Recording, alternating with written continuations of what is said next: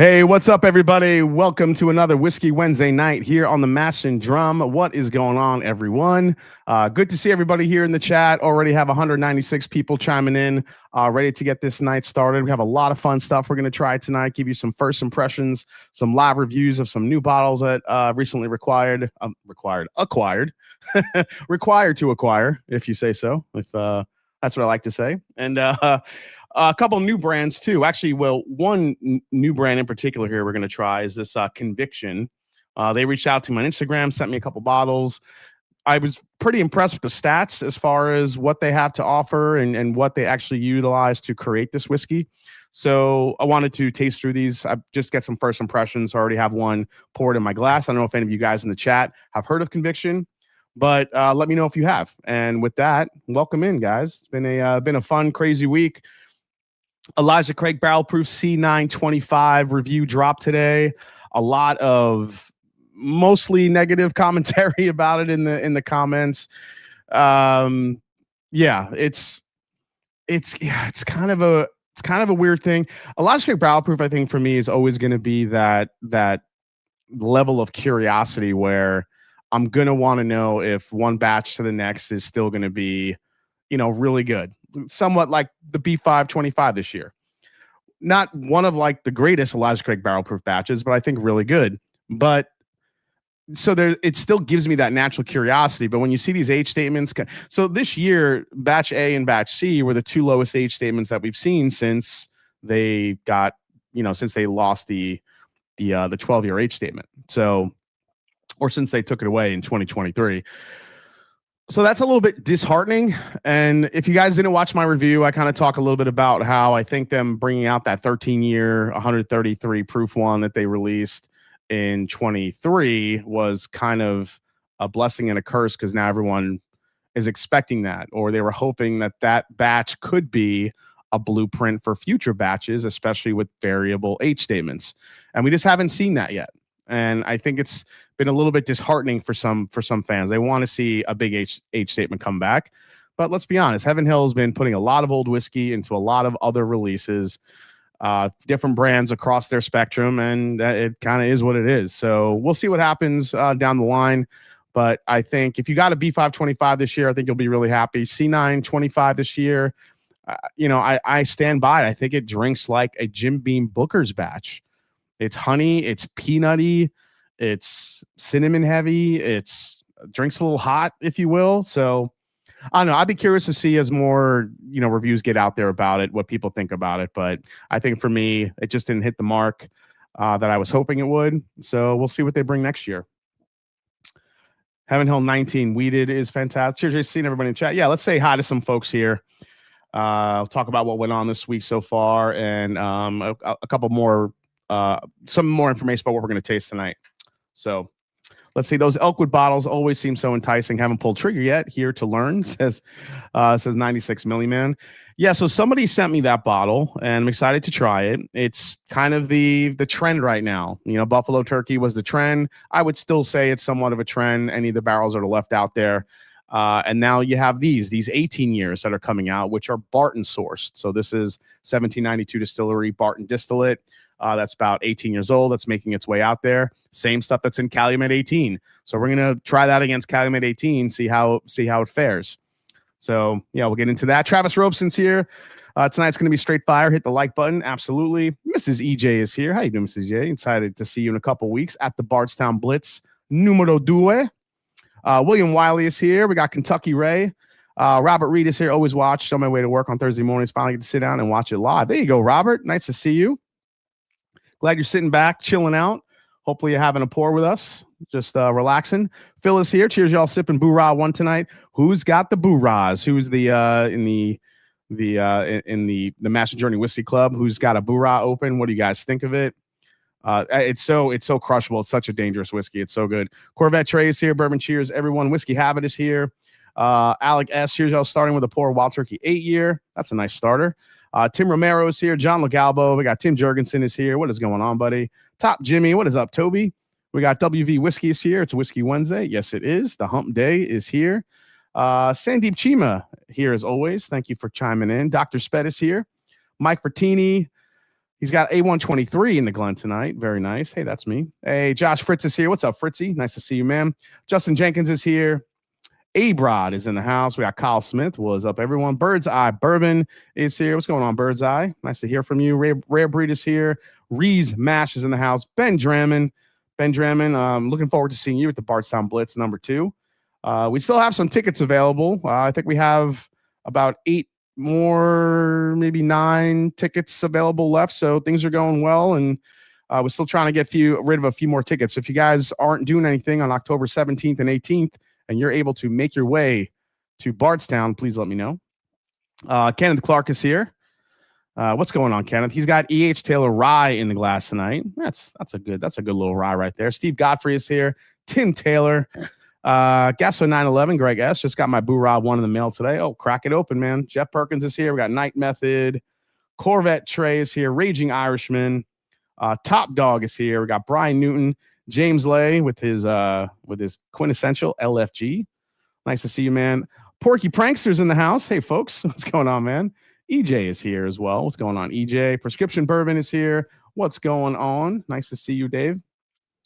Patrick Grelick is here. Aaron G is in the house. We got JG is in the house. Battle of the G's. Maurizio Pastenis at a school social, already 3 drinks in. I love how Maurizio is at a school social drinking and already like chiming in and saying hi. Love it. The dedication, Maurizio. I love it. Brian Shrimp is here. Sweet Cindy's in the house. We got Sean Ortega. That Bourbon Nut is here. What's up, party people? Just cracked the Old Dominic 8-year reserve.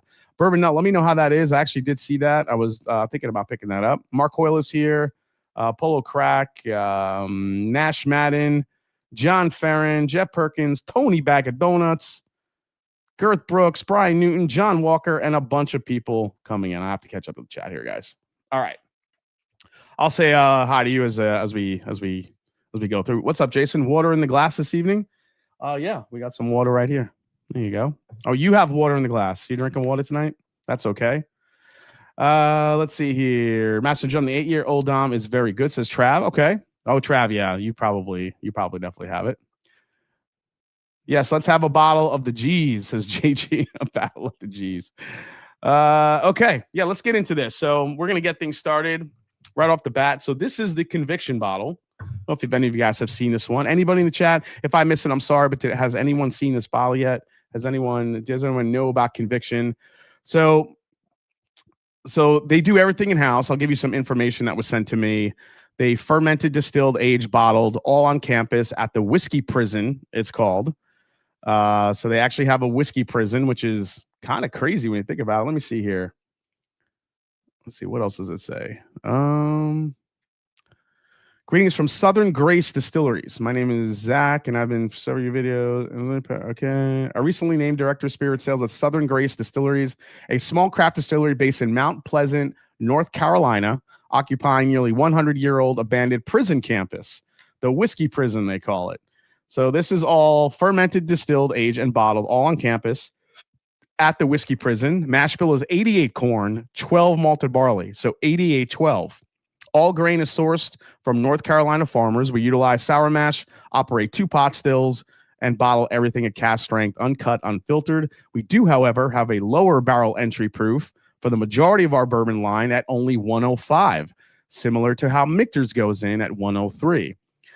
So this is sample 1. This is a single barrel offering, barrel 468. Proof is 108.2. Age is 6.5 years old. American White Oak, char number 3. From the Barrel Mill in Avon, what is that, Minnesota? MSRP $47.25. Okay. That's right. Have a single barrel Conviction, and it's darn good, says Bo Fortune. Bo, I was about to make your name all fancy. I was going to call you Bo Fortuna. Bo Fortuna. Yeah. Wayne Arnold says, cool story. Okay. Southern Grace is outside Charlotte, North Carolina, and the double oaked is amazing. Yeah, Whiskey knows we have the double oaked here. So we're going to try the regular offering here, the single barrel version, and let's see what we got. Man, that 88% corn, that is sweet. That is creme brulee, honey, lots of honey here. Jenny Patel said we just got Stag 2025 today. I don't know, man.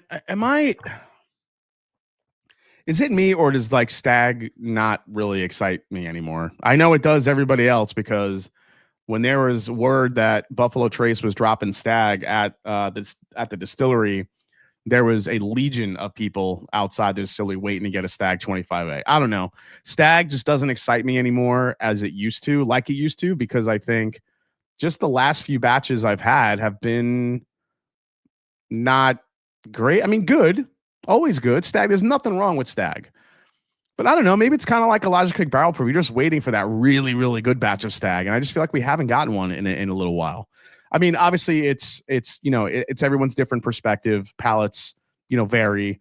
There are some people that could try it and feel like it's one of the best whiskeys they've had, and that's totally legit, and I get it. But for me, I just feel like I don't know. I'm just not like I gotta get the next Stag anymore. I used to be like that. I don't know what happened. Yeah, I mean, MSRP for sure. If there's I'm not gonna lie to you guys. If there was an MSRP Stag sitting on the shelf, I'm buying it all day long because it's high proof deliciousness. But if I'm gonna if I'm gonna pay up for it, like where you have to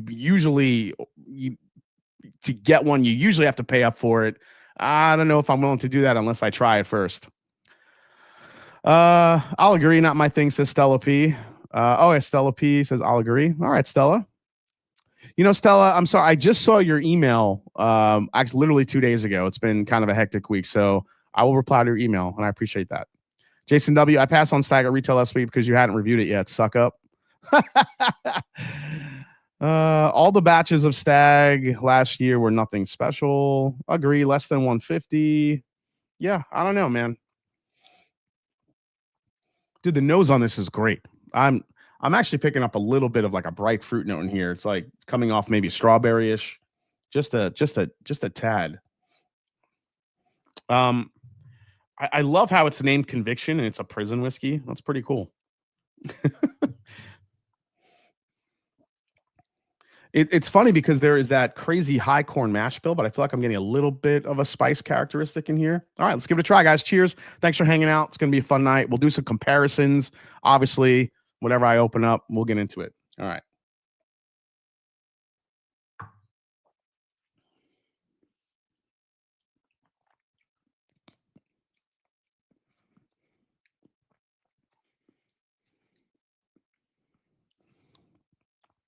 This is really good. I'm like waiting for, like, I don't know, youthful characteristics in it. Waiting for some off profile, well, not off profile, like off notes, off flavor notes that shouldn't be there, like bitterness, cardboard, any of that stuff that turns me off. And I don't get any of that on it. This is just sweet deliciousness. Really good finish on it. Holy crap. Corvette Trey gifted 20 Mash and Drum memberships here. Guys, thank you so much. If you get a Mash and Drum membership from anybody from Corvette Trey, please give him a big thank you. Thank you so much, Corvette. Very, very kind of you. The SLB crew loves Conviction single barrel. Yeah, I have to say I'm with them right now. Gifted 10 Mash and Drum memberships from Top Jimmy, not to be outdone. Thank you guys so much for giving out the beautiful memberships in the chat. Love it. Chris Adelino, to who? You got to thank Corvette Trey.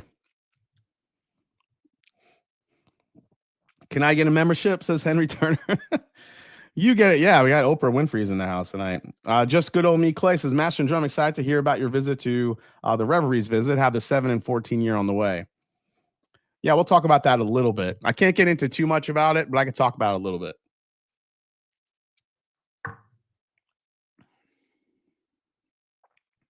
This is really nice. This is creme brulee. Really beautiful, like just vanilla icing, cream soda, like a little bit, I still think. But I think it does bring a nice little baking spice kick right on the very end. Not really in your face. I think it drinks a little bit on the sweeter side. And also provides like a good finish for what is that? 108 proof, 108.2 proof. And I think the texture is great because of the pot still. Pot still does give you an inherent great texture and a really good a really good that little spice that you get on the back end from a pot still, much like an Irish whiskey. But I think what's really helping bring out the sweetness is that low entry proof, man, going in a barrel at 105. And I give kudos to Conviction because being a newer distillery, you're doing that off the bat. You need more barrels to fill those barrels with the water that you're adding at the jump and right at the beginning before it starts aging. So you need more barrels because you have more volume, you have more whiskey to deal with. And it definitely worked because this is sweet. Really, really well done here.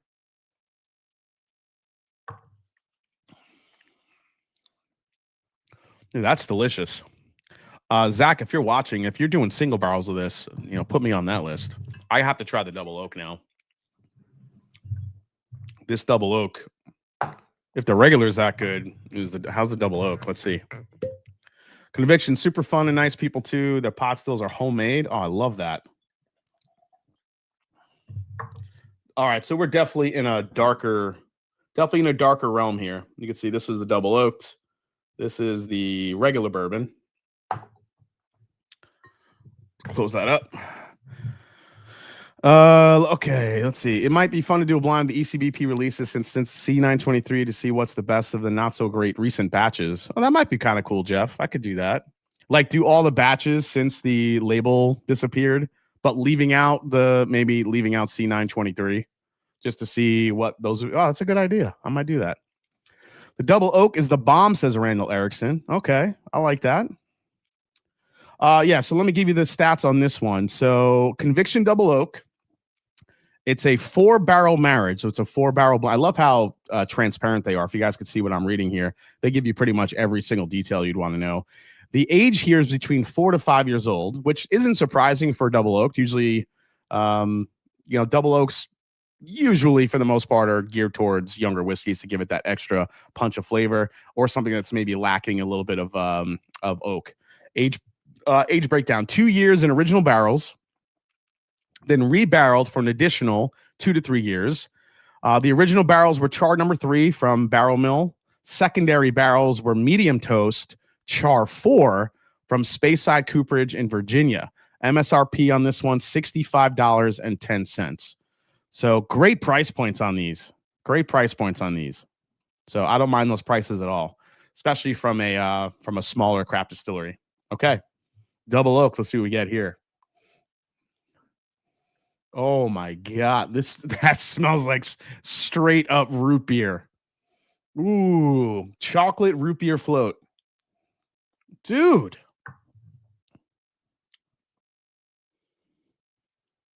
This is wow. I love the nose. 107.8 proof on this one. Damn. So I definitely get more of the Top Jimmy just bringing it tonight. $20 super chat. Smash the like, slacker. Love it. Thank you so much, Top Jimmy. Top Jimmy just bringing it. Love you, buddy. Thanks, man. Yeah, this has a little bit of a root beer spice in it, but the more it's opening up, it's just kind of turning into chocolate more than root beer.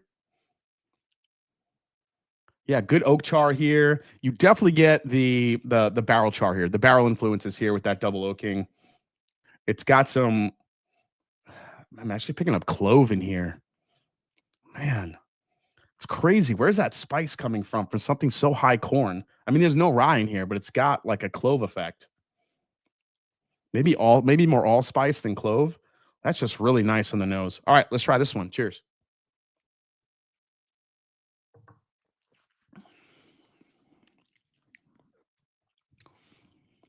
Definitely darker. Definitely more oak forward. A little bit more drying on the palate on this particular one because of that extra oak influence, which I don't mind, but at the same time,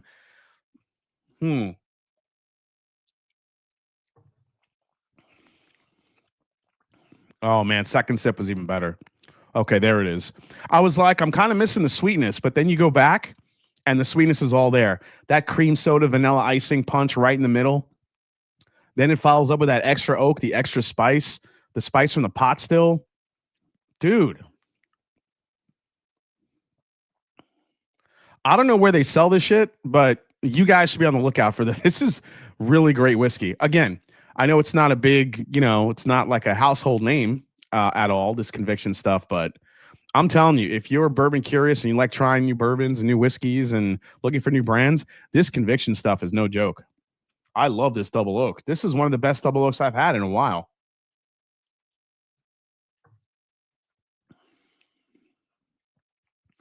I think it does carry still a little bit of that root beer note.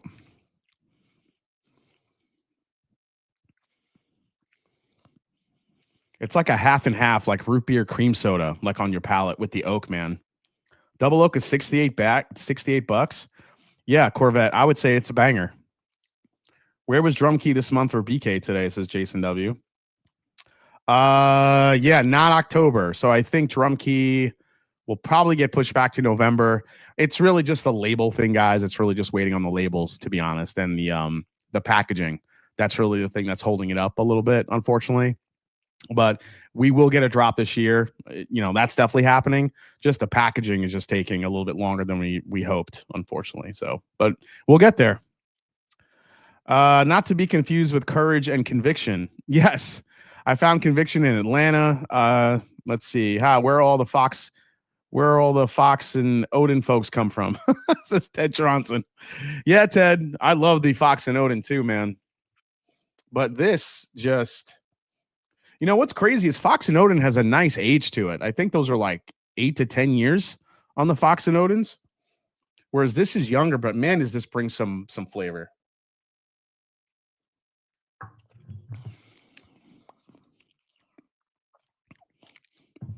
I get a little bit more of a youthful characteristic on the double oak than I do the standard bourbon, that single barrel I had. And it is younger whiskey. You're looking at 4 to 5 versus 6.5. So this 6.5 year is definitely more rounded, and I'm not getting any sort of youthful character in the single barrel, the standard bourbon. The double oaked, I could taste it a little bit. The more I go back to it, it's on the back end, but the flavors are really nice. If they start like releasing these 6.5 or 7 years with a little bit of a double oak kick, dude, those things are going to be insane. I don't know if they've done that already, but yeah. Dude, the regular bourbon is really good. Starting to get there's like a candy coating on it. It's like Skittles. I'll pour a little double oak in there. Let's see what that does.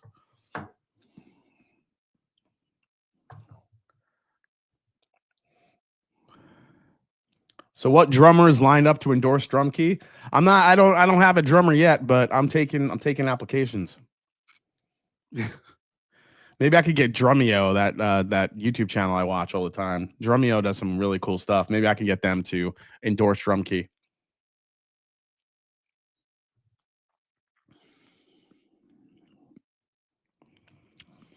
Guys, if you have both of these, I highly recommend pouring a little double oaked in the standard bourbon.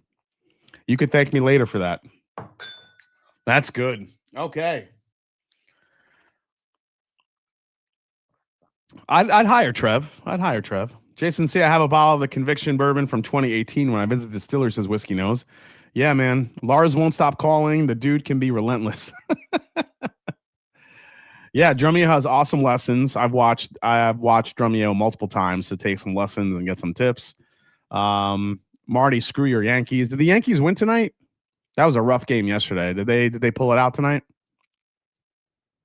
Little Barry says, I'm going to blend that. Little Barry, just put a little bit of the double oak in the standard bourbon. Don't do a lot. Don't do 50-50. Do like 20-80. Jason just scored a Stag batch 12. How good is it? Dude, it's really good, Cushion. That's still, to this day, my favorite batch. Yankees won 4-3. Wow, they held on. Okay. Good for the Yankees. I so hate baseball right now. The Mets finished the year in one of the most embarrassing. For the Mets, to say that this year was as embarrassing as it could be for the New York Mets, that's pretty bad. It's pretty bad. Cheers, brother. Always good. Oh, my goodness. B. Sims is in the house. Dude, how you doing, B. Sims? Nice to see you, man. Great to hear from you. I think everybody I think everybody here welcomes you. Nice to see you in the chat. Thank you so much, man. Let's go Mariners. I think Mariners have a good shot. Man, yeah, everybody. Mets doing Mets. Yeah, basically Mets doing Mets things, unfortunately. Oh, I lost to your Falcons Sunday. I might have said F you. Stella P. Oh, Stella, you're a Washington fan? Yeah. You know what? Here's the thing. Like the Falcons have been really just 1 month into the season. They're both frustrating but fun to watch. I could watch Bijan Robinson run all day long. And that dude is just he's a video game. He's a human video game. That guy's nuts. Love it. Go ATL. Yeah. They have a bye this week, but then they got to play the Bills at home. That's going to be I'm a little worried about that game. We'll see how that goes. The Mets are now the mellow corn of baseball. That's so funny. I can't even be mad at that. Go Phillies. Nope, never go Phillies. Screw the Phillies. Hate the Phillies. Last game finally showed the offense last game. Yeah, finally the offense came alive. Like that's like I don't know what the hell this team is for the first month. Like they're either awful or they play pretty good. The one thing that has been consistent all 4 weeks, they have like a top 5 defense right now, which is something that we haven't said about Atlanta for years. So it's kind of cool to see them actually playing some defense. It's the offense that's been wildly inconsistent. So I guess we'll see what happens. All right, let's get into. I want to get into this bottle. I've been itching to try this. Actually, wait, what's the proof on this one? This is 117, and the barrel's 108. Okay, let's do the barrel first, and we'll work our way to the jack. So this bottle popped up in my email, Barrel Craft Spirits. I'm obviously, that cork is heavy. I'm obviously subscribed to a bunch of different, brands, and you get emails. And then I saw this pop up. Barrel Craft Spirits, 12-year French oak. That's right. You guys know I'm a French oak nut. Let's get the bottle cam out real quick. Hold on one second. Let me make sure this is working. If you guys haven't seen this bottle yet, I believe it's still available. I think it was like, what was this bottle? 100, 120 bucks, 110 bucks, something like that. You guys can check it out. There's the Barrel Bourbon 12-year, 108.5 proof, finished in French oak cask. You guys know I'm a sucker for French oak, so it was hard for me to say no to that, plus the 12-year age statement. Let's go. I'm hoping this is as good as advertised. Some of the $199. Was it $190? It wasn't $199, was it? You know what? I'll give the Philly Fanatic the go on. The Philly Fanatic is probably one of my favorite mascots. He is a fanatic. He's a lunatic. I love the stuff that they do with him. He's hilarious. Dolphins can't get out of the pool. Yeah, the Dolphins are just a shit show right now. A 159. Sorry, guys, 159. Thanks for the reminder. Actually, I have it pulled up here. I could have just told you. Sorry, guys, I'm an idiot. All right, so the 12-year-old bourbon underwent a secondary maturation in hand-selected French oak cask with distinct toast levels designed to enhance its aromatic depth and enrich its palate. The influence of the French oak imparts a rich tapestry of flavors, warm nutmeg, and I don't want to read that. French oak provides distinctive flavor notes. No. Oh, my God, it's all flavor notes. So this is distilled in Kentucky, Indiana, Tennessee, and Wyoming. So we got 4 different distillates in here, 12 years. Finished in French oak barrels, crafted and bottled in Kentucky, 108.5 proof. There you go. Yeah, sorry, I didn't want to. Yeah, it's on paper. This sounds incredible, so I'm excited for this one. Chat GPT writing bourbon marketing now? Oh, for sure. I'm sure there's a lot of that going on.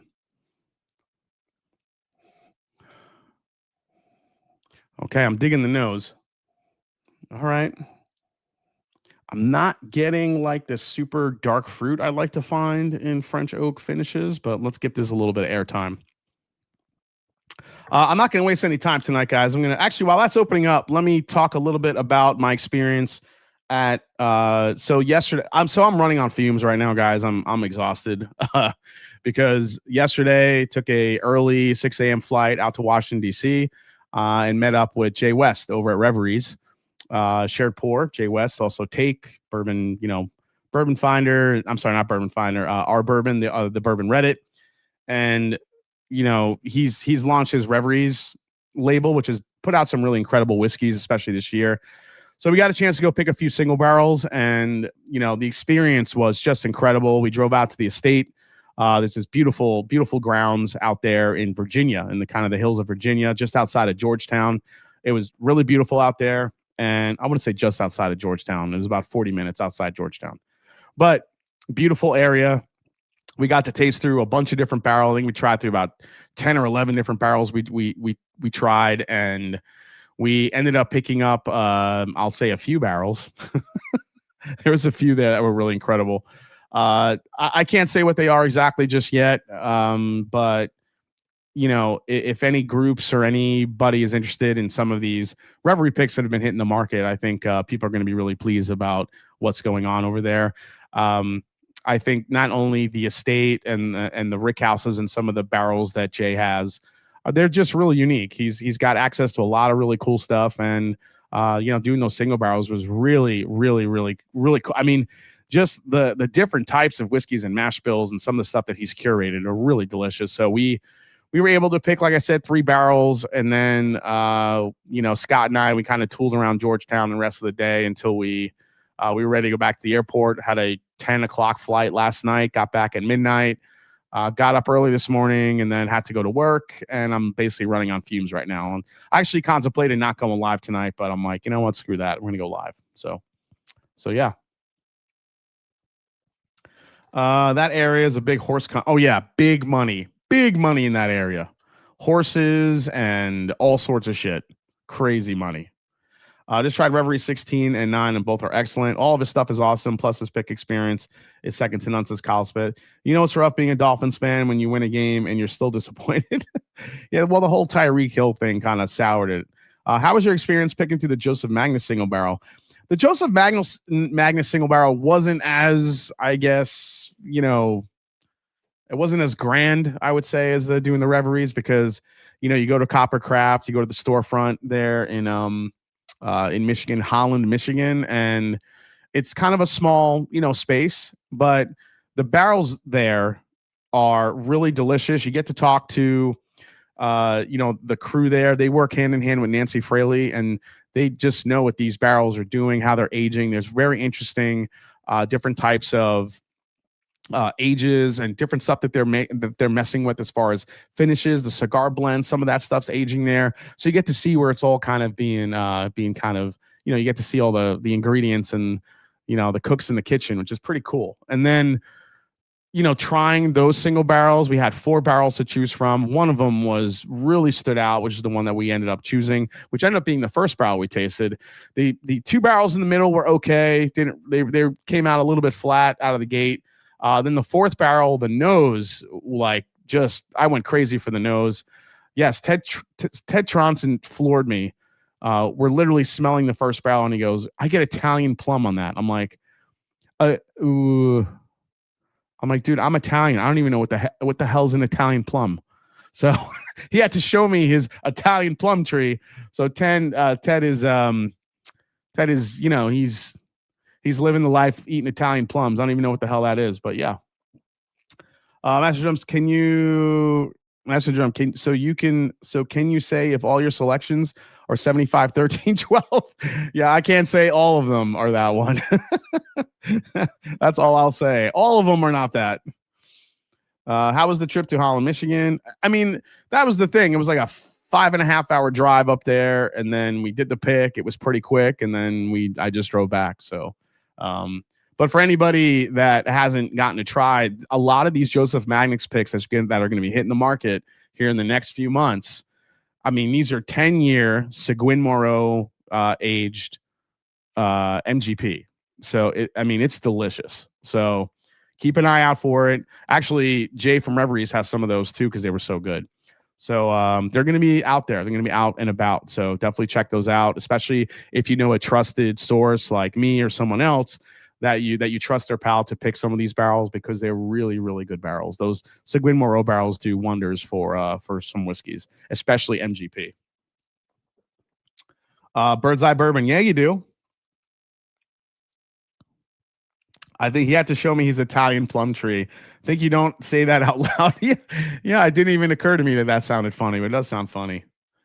Italian plums are also called prune plums. Well, that's just even more confusing. Oh my gosh. We had 10 people from Holland, Michigan in our house a few weeks ago. They did not bring whiskey though. Just kick them right out, EJ. Jason, when is your Heaven Hill event? Been hearing a lot about since the events at KBF. So it is actually October 17th and 18th. We still have some tickets available. How do you pass the time during your 5-hour road trip? Says Little Bear. That's a good question. I listen to a lot of podcasts. I feel like that's my time. I could take in a bunch of information and listen to podcasts that I'm interested in. If not, I'm just listening to a bunch of music. So that's how I pass the time. Oh man, that sucks, Resmash. Any affiliation to the Remus 9 Seguin Moreau? So John, great question. I asked that. I said, hey, are these the same barrels that Remus used in their experimental series? And the answer was yes. So my thought process was correct. I asked them about that, and that's what they were. So the same stuff that's in that Remus 9-year experimental, I think people are sleeping on that bottle. Just it's that with an extra number on it, but single barrel cast strength. I'm telling you, they're really, really good. Top 5 podcasts you listen to while in the car. Well, CJ, when I was driving up there, the Mets were still relevant, so I was listening to the Mets Pod. The Mets Pod is my go-to podcast for hearing about the Mets. And those two guys I love. They're really honest about how much they suck or how good they are. I also listen to a Falcons podcast, but I also listen to Bourbon Pursuit. I listen to the Bourbon Road podcast. I listen to who else? I listen to a podcast called How It's Made. Love that podcast.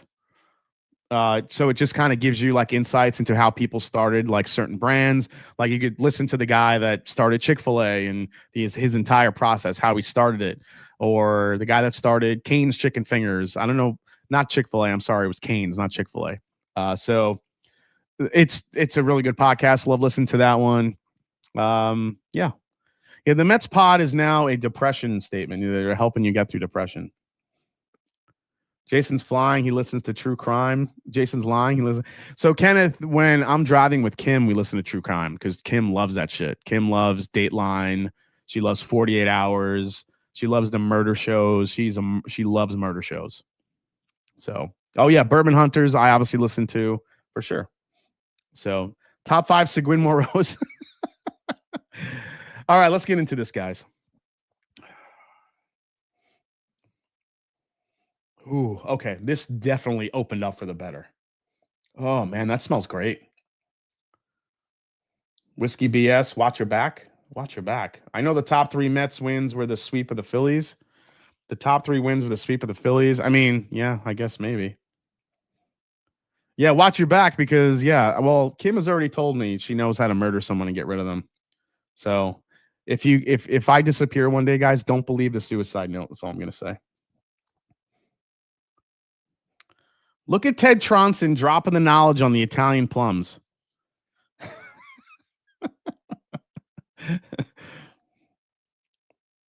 Kim and I would vibe. Murder True Crime is my calm. Make it more sense. Make it make sense. Yeah, Murder True Crime. Yeah, there's just something about listening to Keith Morrison on my favorite thing that Keith Morrison does on Dateline is when he goes, so you just walked in and found her dead. How does that make you feel? He always asks that question. You could have a drinking game to it. How does that make you feel? It's like, how do you think it makes her feel, Keith? What the hell? But it's not just Keith. All the different hosts have to ask that question at some point. So you walked in and you found. So the cop tells you that she was stabbed 4,800 times. What was your reaction to that? What do you think my reaction to that was, dude? Like Dateline, you're killing me. Dead by choking on Italian plum. If any Italian plums are associated with my death, then check Ted Tronson. Is she going to watch the one with 50 Cent? I don't know if she knows about that one. Yeah, Reese Mash, I could not agree more. Crazy how much better Star Hill is after that first crack. You're completely right.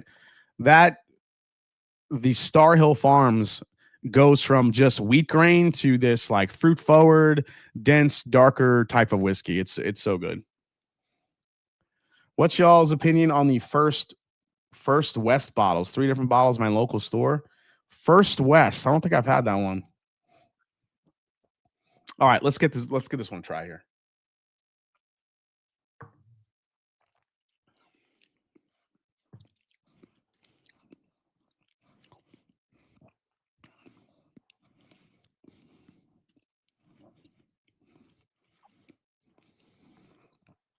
So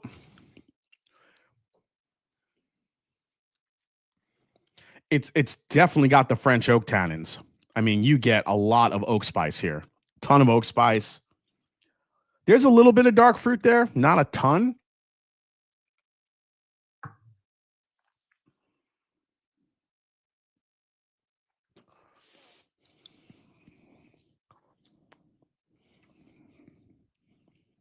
I mean, it's got some sweetness, it's got some vanilla, it's got some a little bit of dark fruit there, but it's falling a little flat on the palate to me.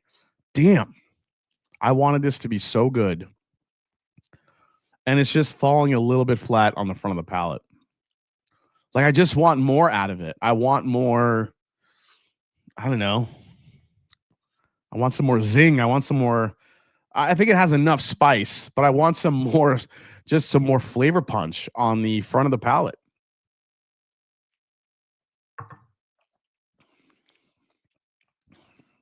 The beauty of this whiskey is from the back of the palate into the finish.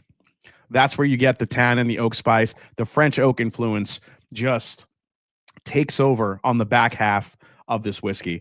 The problem is there's not much of a front half. It's a little bit too even keel. I want there to be a little bit more of a flex on the front end of the palate, man. It's just not happening.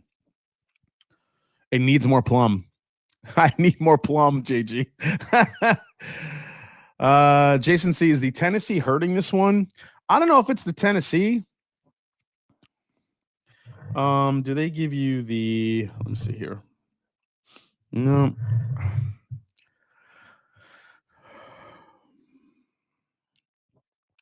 I mean, there's a little bit of the orange in there, which I think you could be getting from the Tennessee.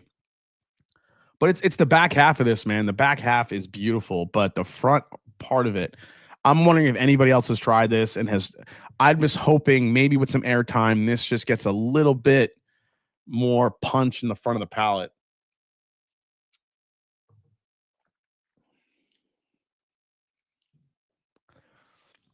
Listen, I mean, this is one of those bourbons where this could have just been blended for a really beautifully elegant bourbon, and I think that's what this is. It's elegant. It's very refined is a great word. There's no rough patches to that. There's no rough edges to this whiskey. It's just a beautiful. The texture's nice on it. It's not thin by any means, but it's not super thick either. But I do think that this thing just kind of glides through your palate, but it almost glides too quick before it hits that finish and into that French oak. I just want there to be more character in the front end of the palate. This year's allocated bottles are kind of let down. Back half is great, but the front is lacking. Sounds like some of my exes. Oh, man. Barrel 12 versus Maker's Mark 46. Cast strength. Old Fitz 11, Parker's 11, Old Forester birthday bourbon, all let down. I never try for birthday bourbon anymore. I don't care. Yeah. The Parker's Heritage this year, I was not that crazy about either.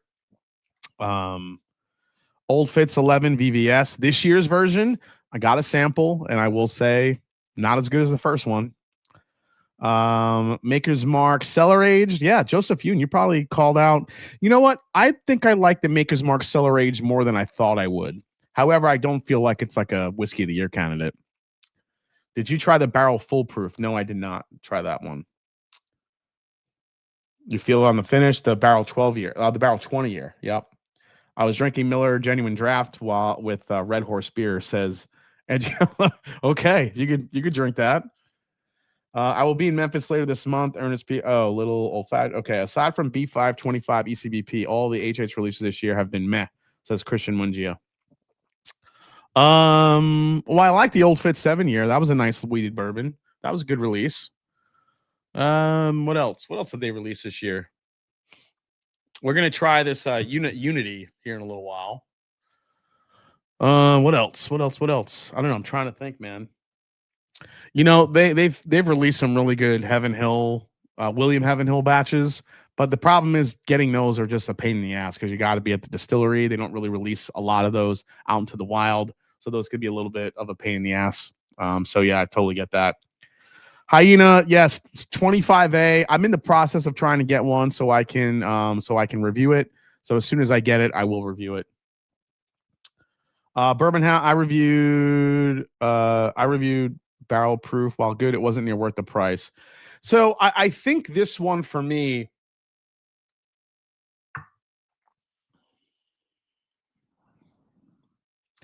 yeah, the more I sip it, the more I'm kind of just meh about it. I don't know, man. That bums me out. When I saw this bottle, I was like, oh, this has to be good, but it's just not doing it for me. The finish is great, but just it's not doing it for me on the front and mid palate. I'm actually starting to get a little bit of funky flavor here.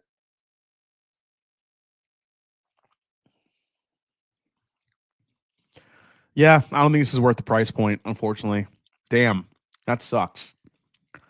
Well, you win some, you lose some. This one was not a winner for me tonight. That blows, man. All right, next time, Barrel. I don't know, man. I know Barrel likes to blend, but maybe just stick with just do an all Indiana. Just do an all Indiana freaking 12-year French oak, dude. Keep it simple. They probably have a lot of barrels in stock that they have to use, so I get it. But like I said, I'm just trying to be honest with you guys. Much like my Logic Craig barrel proof video today. You know, Heaven Hill sends me those bottles, and I still give it a not so favorable review. I just always get scared that someone's gonna Brown Foreman me again. Well, not Brown Foreman, Old Forester. I'm gonna get Old Forestered, where you give enough bad reviews and they just stop sending you stuff.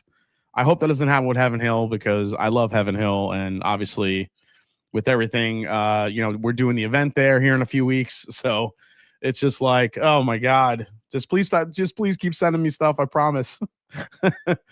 But yeah, Old Forester totally Old Forester'd me. Okay, this is the newest Jack Daniel's Tennessee Tasters. Check this out.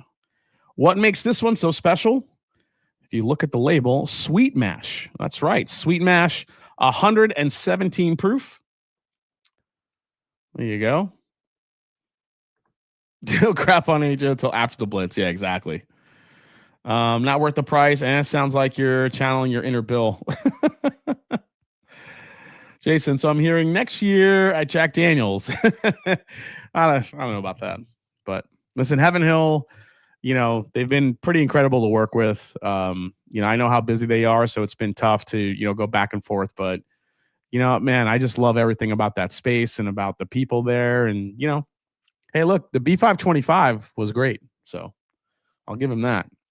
All right, so what's the deal with this Jack Daniel's sour mash? Oh, I'm sorry, sweet mash. So this is a Sweet Mash Tennessee Straight Whiskey, is the latest selection in the Distillery Series line of experimental whiskeys.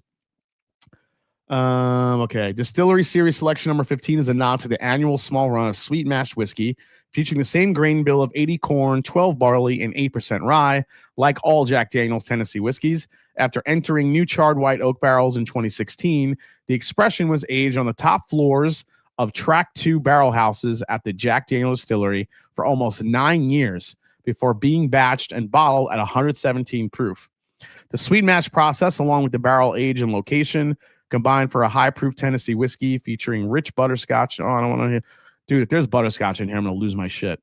$44.99 at the Jack Daniel's Distillery White Rabbit Bottle Shop. All right. Dude, if you say butterscotch and there's no butterscotch in here, I'm going to be pissed.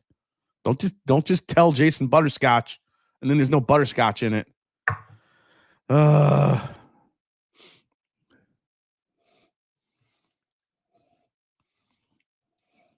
don't smell any damn butterscotch. Just saying. How about those Yanks, Kooky Cats? Yeah, how about them? Just squeaking by yesterday. Again, Judge and Stanton doing nothing in the playoffs. Like, let's relax. Get by the Boston Red Sox first and see what happens. Freaking Yankees every year. All year long, we have to hear how amazing Aaron Judge is, but he gets to the playoffs and he just shits the bed. He doesn't do anything in the playoffs. Yesterday, he comes up to possibly win the game in the ninth inning. What does he do? He hits a single. Yay, Aaron Judge. We don't pay to hit singles. We pay to hit dingers, especially in the playoffs. He'll 9 times out of 10 in the regular season, that ball would have been a home run. But in the playoffs, it's a single or he strikes out. Come on. Let's relax. When Stanton or Judge does anything in the playoffs, then let me know. Honestly, your hero in the playoffs this year could be that Jazz Chisholm guy. No joke. Yeah, Greg Irvin. Yeah, how are the Mets doing in the playoffs? Yeah, I get it. Yeah, the Mets are awful. It was embarrassing what happened, but that's such an easy, like, how are the Mets doing? Yeah, I get it. But, a Yankees team that all they do is live and die by the World Series championships that haven't been able to win in years, and they have this amazing lineup each and every year that's supposed to win, hasn't won. So, I mean, it's great you make the playoffs, but what's the good of making the playoffs if you're losing every year? I mean, the Mets don't even make the playoffs. So I don't even have anything to compare it to.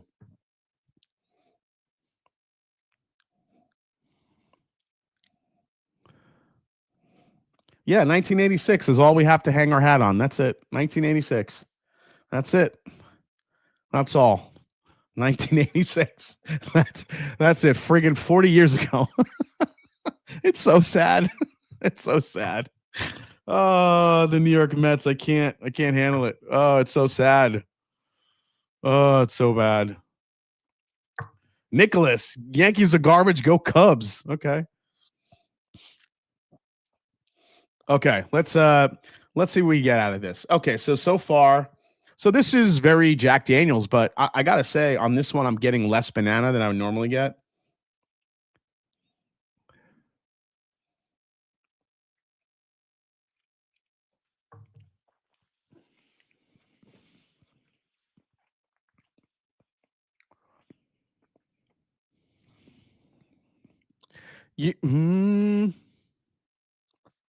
Hold, please.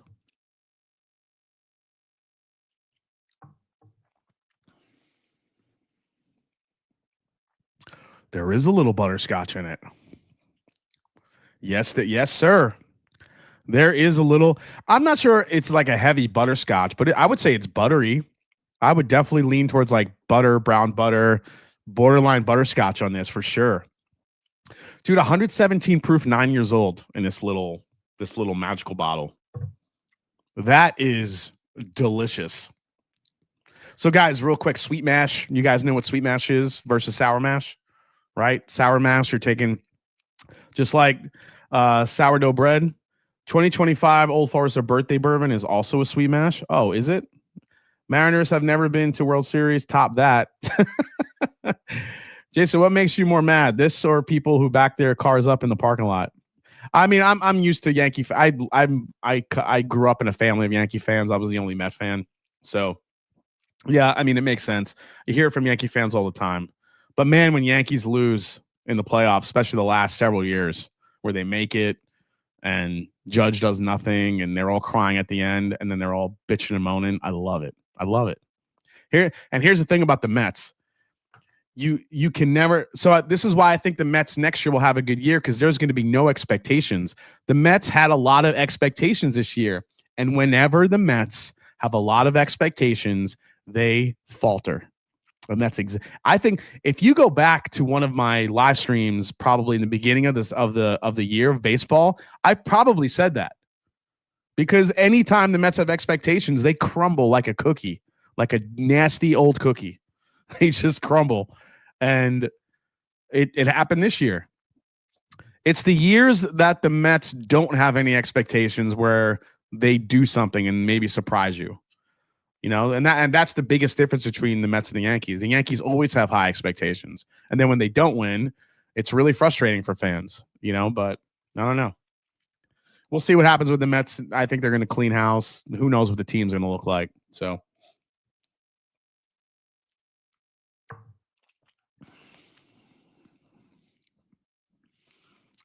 The Tasters have a bespoke Jack Daniels bottle. Mets uniforms are nice. At least you have that. Yeah, I love the blue and orange. I'll take that. Mets have the highest paid player. They will have expectations for the next several years. I don't know, Carlos, not necessarily, especially not after how this year went. I think this year just makes that argument that even though they have Juan Soto and he had a great year statistically, it doesn't mean shit. So you can't win games when your pitchers can't go more than 4.5 innings. Once the Mets pitchers started doing that consistently, I knew it was gonna, even if they made the playoffs, they would have had to play the Dodgers. There was no way they were beating the Dodgers, not with our pitching. So honestly, for me, it was like, you know what? Don't even make the playoffs because that's going to be worse. Or actually, it might not. Actually, might have been better because then, okay, they made the playoffs and the payroll and all that shit. But I had no delusions of grandeur that if they made the playoffs, they were going to do anything. So they would have gotten crushed because our pitching is god awful. So, and with that, go Falcons. Rise up, baby. That's what I'm into now. I'm watching the Falcons. Hockey starting. Go Rangers. Let's go. Hockey and football. This is delicious. Is it a whiskey of the year type contender? No. But for a Jack Daniels using a sweet mash process. So again, sweet mash is instead of using a starter like sourdough bread, you use the yeast and the starter to jumpstart your mash. You don't use any starter. You basically clean out everything in the mash tun.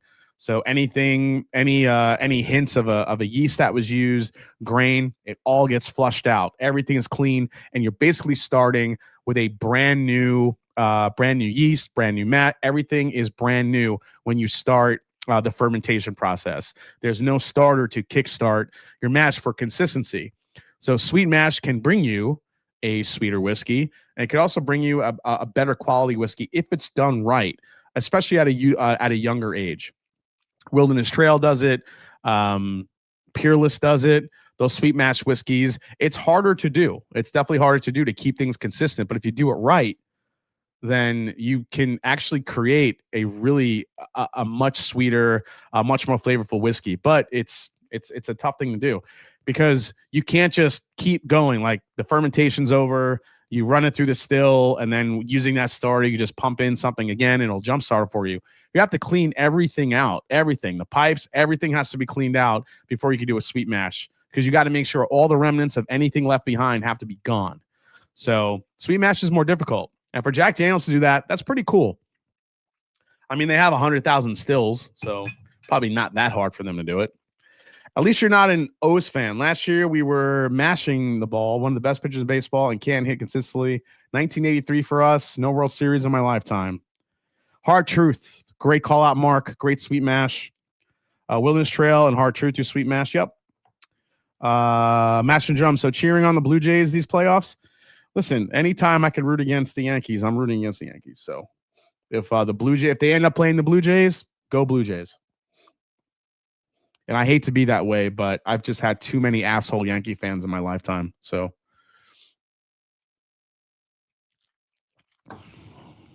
that's good. Honestly, tonight so far, the best thing I might have had is that conviction so far. Holy shit. Okay, so we're going to go through a couple news stories here, and then we're going to dive into kind of the feature pours tonight, which are the Elijah Craig Barrelproof Rye and the Elkwood. So let's get into that a little bit. Is there any other form of Yankees fans? I've met some good Yankee fans. There's Yankee fans that are level-headed and actually, know what they're talking about, but most of them aren't like that. Oh crap, I missed it. Which conviction? We have a single barrel and then we had a double oaked. Yeah, a lot of people are against the Dodgers this year. So, yeah, not surprised there. Okay, let's go to a couple news stories here. So, first and foremost, let's see. No, not that one. Yeah, that's the one I was already. No, I already. Oh, here it is. Nope, that's not it. That's the news archives. Oh, yeah, here it is. Okay, so let me pull this up here. At long last, it's back. King of Kentucky, the bottle that everybody wants, but nobody can get unless they pay $15,000 for. The King of Kentucky bourbon is here, and we tasted it. King of Kentucky Brown-Forman's revered annual limited release is back.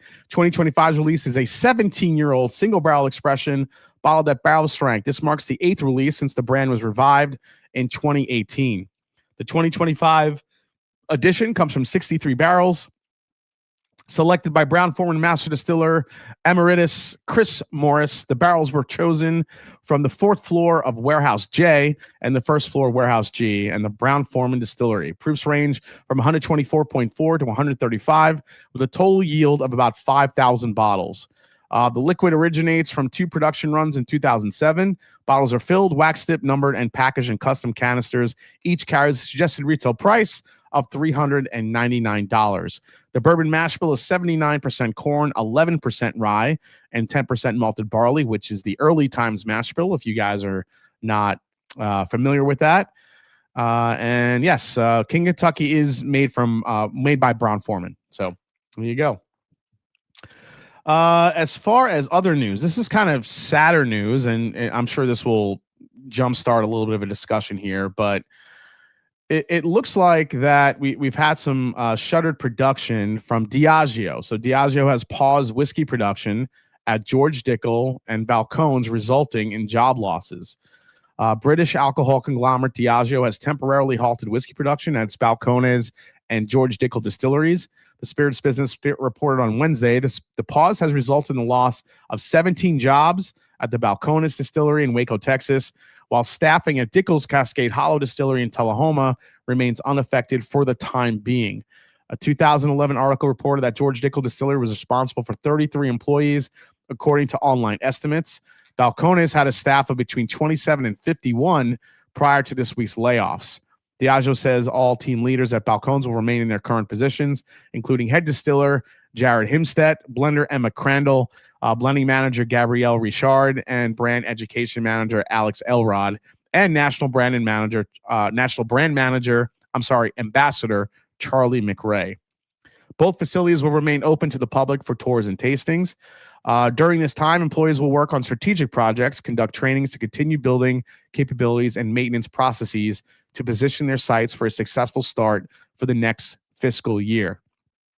The closures are the latest in a string of cutbacks and layoffs across Diageo's multi-million-dollar spirits portfolio. Initially limited to lesser-known names like Pampero Rum and Safari Liquor, the spending cuts have since expanded to some of the company's best-selling brands. Since the beginning of the year, the conglomerate has also announced temporary production pauses at Roe & Co., its sole Irish whiskey distillery, and Diageo Lebanon, a 72,000 square foot Kentucky facility responsible for producing Bullet bourbon. Diageo is best known for internationally as the owner of Guinness, Johnny Walker, Captain Morgan, Bailey's, and Don Julio.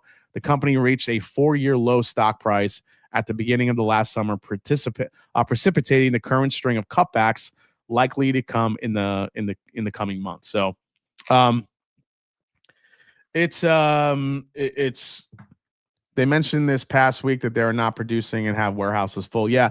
So I was recently at George Dickel, a couple months ago, and I could tell you they have plenty of barrels. That's for sure. I think I talked about this, how the math wasn't mathing when we were at Dickel, where they're filling 2 to 3 barrels at a time. And it seems like a very small, almost craft distillery operation. Yet they have warehouses just chock full of inventory. It's crazy how many barrels are sitting on. So I think Dickel will be fine. But obviously it depends on how many people are buying their stuff, which, Dickel has kind of a weird reputation in the industry. But I could tell you firsthand that if you try the right barrel and try the right George Dickel whiskey, you're going to find a gem in some of those barrels for sure. But, again, it's just, I think obviously this comes in the height of a market correction, but I also think it comes at the height of just seeing that Diageo over the last few years that we've seen is, I think, just a little bit out of touch with the bourbon market. I think you can make that argument, right? I think you can look back and say everything Diageo releases may have a high age, but normally that stuff is a low proof. You're looking at a lot of stuff that they bring out with like this super high age statement, but I feel like they try to Scotchify the bourbon market, and that is not the right way to go. Diageo is so well known in the Scotch and the Irish whiskey industry. I feel like they try to take that mindset and bring it to bourbon, and that is not what bourbon drinkers want. If Diageo released some kind of 20-year, I don't know, Stitzelweller, whatever it is, but at cask strength, dude, people would line up all day for that, but they don't do that. Diageo rather make the money, proof it down to 80, and then sell it that way, and then it just sits on shelf. Nobody's going to buy that shit. So for Diageo, from that standpoint, I just don't think from a bourbon standpoint they've been smart to that, in that regard. I'll say it again. They try to Scotchify the bourbon market, and it just doesn't work. You're not going to sell 80 proof high age whiskey to bourbon drinkers. They don't care how old it is. If it's 80 proof, it's not going to freaking sell, dude. So I just don't think they've figured it out, or they don't want to figure it out. They're trying to sell more in volume versus what the people want. And that's a bad business decision, especially when we're in the middle of a market correction. Diageo's out of touch in the Scotch market as well, says Donald Rance. So yeah, from a Scotch perspective, do you feel we're at the height of market correction or more to come? I think there's more to come, unfortunately, Top Jimmy. I think we're going to see more layoffs, more stuff happening. Needless to say, I'll still with some of these moves could be for legal reasons. Diageo is facing multiple lawsuits for improper labeling practices in tequila, including at least one lawsuit. You know what, Tango Sierra? I would go that direction, except that Diageo is freaking loaded. So any sort of lawsuit or loss they have is nowhere near going to compare to the money they can make up with some of the releases that they do if they play the market right. I feel that Jim Beam might be a little out of touch also. I'll talk about Jim Beam here in a little bit. Diageo, not to be confused with Diego. Yes, Diego. Diego, you're much better. Jason, are you still planning a video? No, unfortunately, Jason, I went through the footage for the George Dickel experience, and I did not film enough to tell the story. So I apologize for that. I just didn't get enough footage that I felt like would make a good video. So yeah, I won't be releasing that because I wanted to show the pick experience, but I was so dialed into that experience. I just didn't film enough of it. And I just thought it would have been kind of an incomplete, shitty video. So, hey, Kenneth, what's up, man? Nice to see you. Got to meet Kenneth yesterday in Washington. I hear they also did discontinue Talisker 18. Oh, good to know, Kenneth. Nice to see you, man. The entire alcohol industry is down. Been curious about Rose. What? It was Diageo, and I feel like it's probably another scam. Mark, did you sample any Dickel rye straight from the cask while you were at Cascade Hollow? Says Brendan New. No, I wish I did, but we did get to try probably the best Dickel that I've ever had. I think it was a 12-year. Trav, you were there with us. I believe that barrel they took us to was a 12-year barrel. That thing was amazing. You would never know it was George Dickel whiskey. It was so incredibly good. Yeah, Kenneth, it was great to meet you, dude. Finally. So, yeah, I hate to say that we're still, we're still in a little bit of a market correction. I do think that it's still going to come down. I just think that some of the brands that people still keep coming out with different crazy whiskeys, and I don't think they're selling. I think what people are latching onto are the trends, the barrels that are coming out, like Buffalo Turkey, like this Barton 18 we're about to try, and some other stuff. It's a tough market to adjust to, But bourbon, you got to remember, guys, bourbon is a future-focused market. It's a future-focused business. So 5 years ago, somebody sat down and said, hey, look, whether it be at Sazerac, whether it be at Heaven Hill, whether it be at Jim Beam, we're going to release this special release in this year because it'll be ready to go. And, come hell or high water, it doesn't matter what the market is, they're going to release that whiskey. And they can't really sit on it any longer. They're not going to wait on it because that was in their plans, especially for the bigger companies. They're going to plan it out little by little and get to a point. So, Jason, have you had RC Exceptional Series 13-year Has Dickel? No, I have not, Brooks. Nice to see you, man. Brooks Reed, ex-Falcons football player, by the way, guys. Brooks Reed, legend. I do have a high age George Dickel, I think it's hazmat or close to hazmat, that I'm going to be bringing to the Bardstown Blitz for people to try. I cannot wait for people to try this shit. I'm sure it's going to be amazing. Yep. I did try the best Dickel I ever had. It was good. It was so good you wouldn't have guessed it was Dickel. Yeah, pretty much, JE. I know that sounds funny, but yeah. Sazerac just announced their TTB label for their first Tennessee whiskey, AJ Bond. Oh, really? Oh. People are mostly done with finishes, gimmicks, and we're back to age statements, depth, and complexity. I think that's where we're going to see a lot more whiskeys with age statements come out. Jim Beam. So I'll talk a little bit about Jim Beam here because Jim Beam I feel like their marketing team has nothing to do except make us crazy with different finishes and labels. I don't know what they're doing. Jim Beam's, the amount of freaking shit that Jim Beam comes out with is unbelievable. The little books, the book, they threw a friggin' tequila on a Booker's.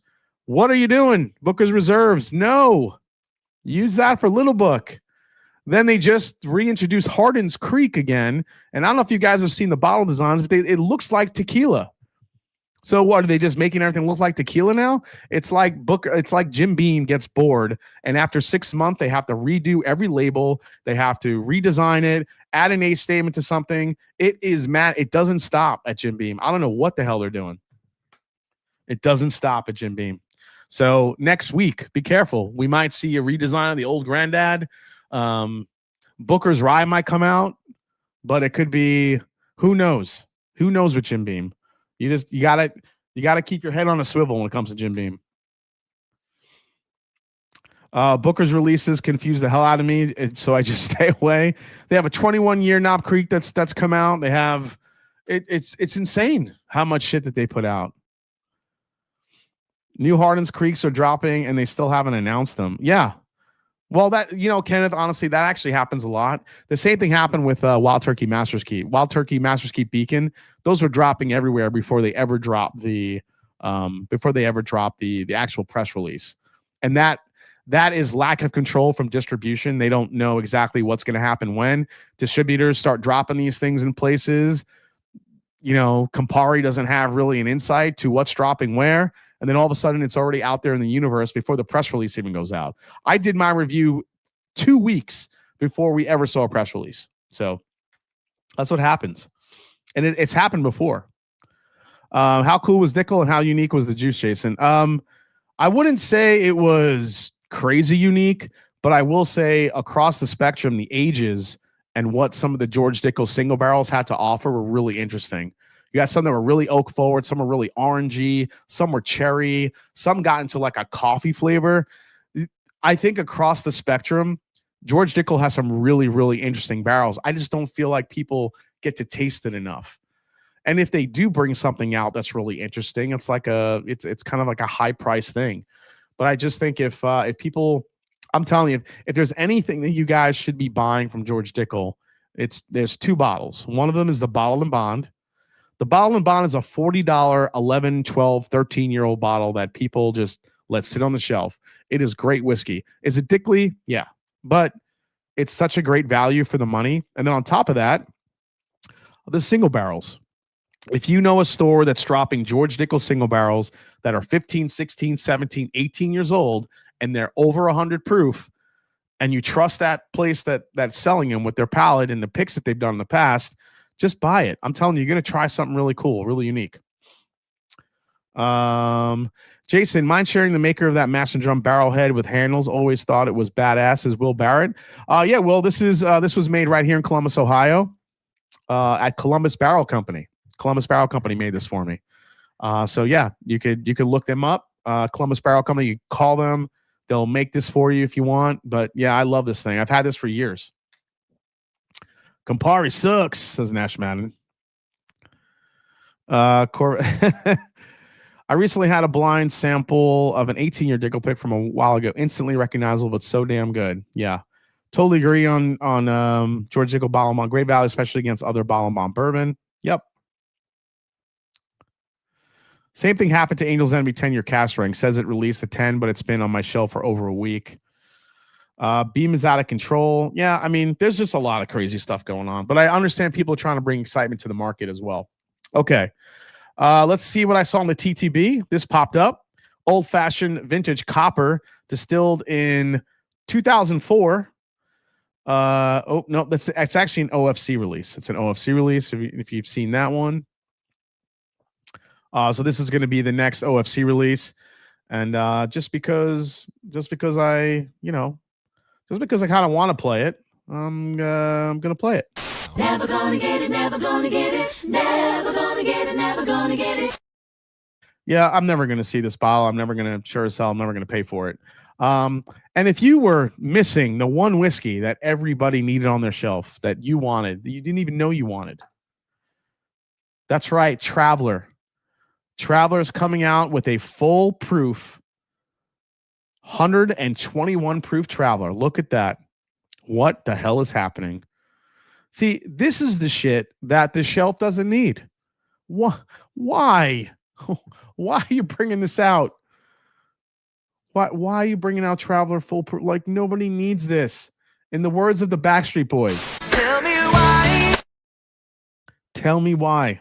We don't need it. We don't. Like, this is what I mean. Like, this is the shit in whiskey that's exhausting. It's just like, now we're going to bring out Traveler full proof. We just had the Sazerac 100 proof came out literally a month ago, 2 months ago. And now there's the Sazerac full proof is coming out. Now we have Traveler. Everyone's like, Traveler, that sucks. Now we have Traveler full proof coming out. Why? Why are you doing this? Like, dude, just slow it down. Like, what is with all the SKUs? Can you just put out the whiskey we all want just more of? Like Eagle Rare 10, Eagle Rare 12, make more Stag, make more Weller. Like, just put out more of the shit that we want.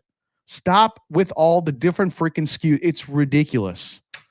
Like, I got to ask somebody, like, this is out of full curiosity. Does it make sense for them? Do they make more money on a new SKU versus making more whiskey to broaden the volume of bottles that are on the shelves everywhere? There has to be a weird answer there, because the amount of SKUs that come out, and Buffalo Trace, Jim Beam, Heaven Hill, I mean, they all do this. The amount of new SKUs that come to the shelf, it's crazy.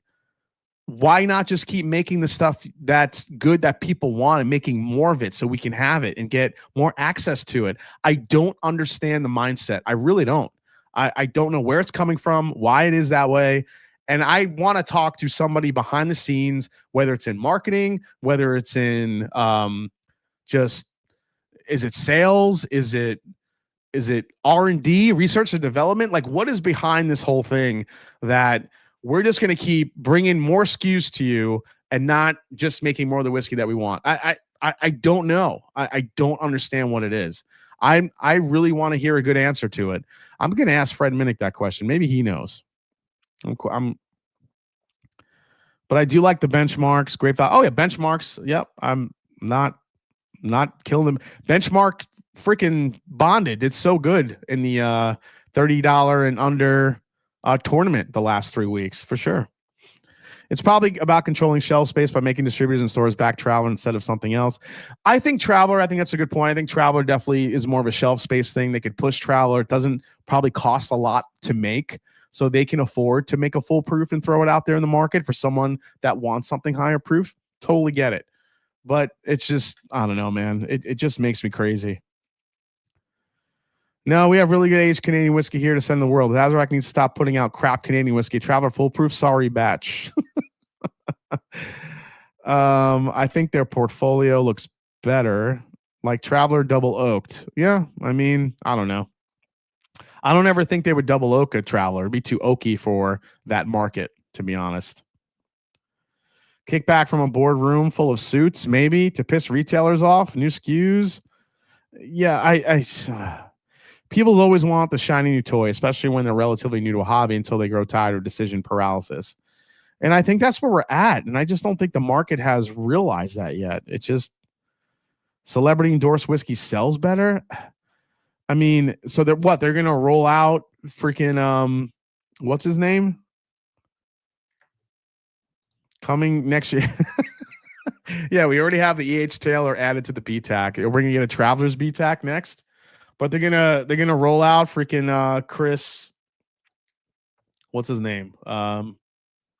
Sorry for not being a country music fan. Shit. What the hell's his name? Help me out here, guys. Chris, the singer. I love his music, by the way. Chris Stapleton. Thank you. They're just gonna roll out Chris Stapleton now and put him on the front of a poster. They're trying to push the foolproof now. When he was saying how great his regular one is, like I don't know, man. They get the sales boost from something new, but I agree with you. Jim Beam and Jack Daniels don't sell more whiskey than everybody else combined by creating false demand. Yeah, I mean, doesn't make sense to expand products during a market correction. Yeah, that's the other thing. But here, I think that goes to my point where shit is planned. So you have to.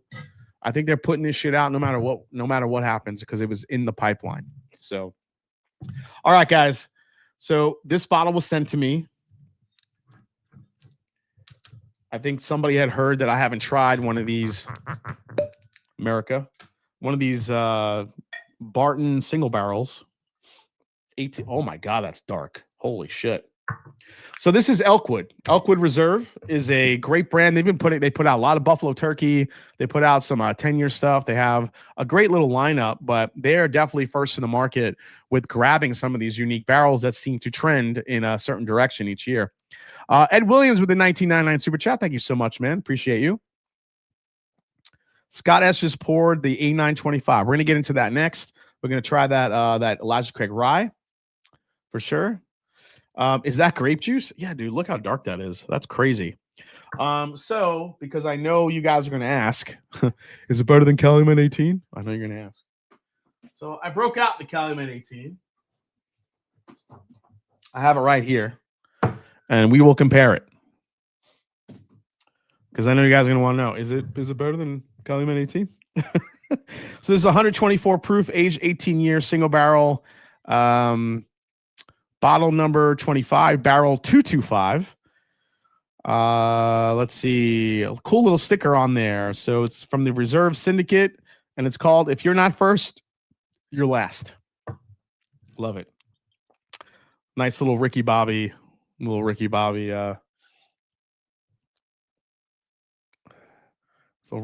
theme on the bottle. Whew. Okay. Yeah, that smells like Barton. Wow. That's got some heat to it, even though it's, let me pour a little of the Calumet 18 here. Let's see how this does.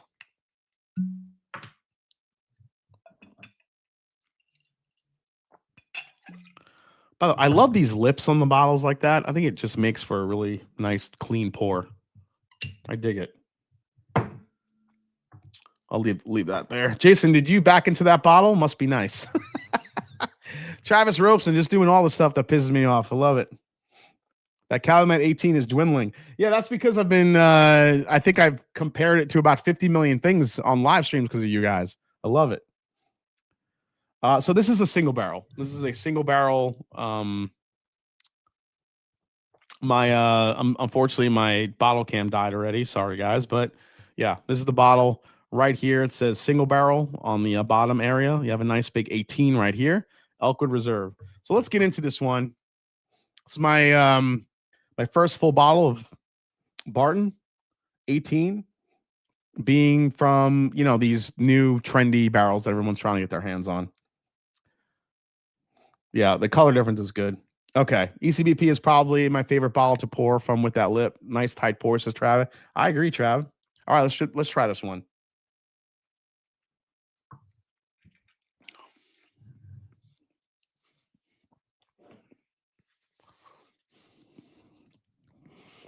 Dude, that's so good. Okay. Yeah, you have my attention, single barrel of Barton 18. Wow. Wow.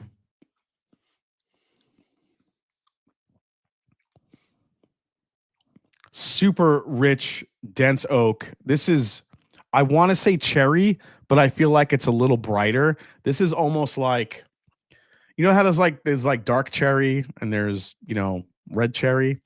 If there was such a thing as a dark strawberry, I feel like that's what I'm getting in here. Because it's like a brighter red fruit. Maybe it's more of a blackberry type thing, but I feel like there's this tartness to it that gives me like a strawberry vibe, but like a strawberry that's been like baked in the oven and it's like just been caramelized. Wow. A lot of spice. The oak presence is really good. It's not overdoing it. It's not drying. This is really nice.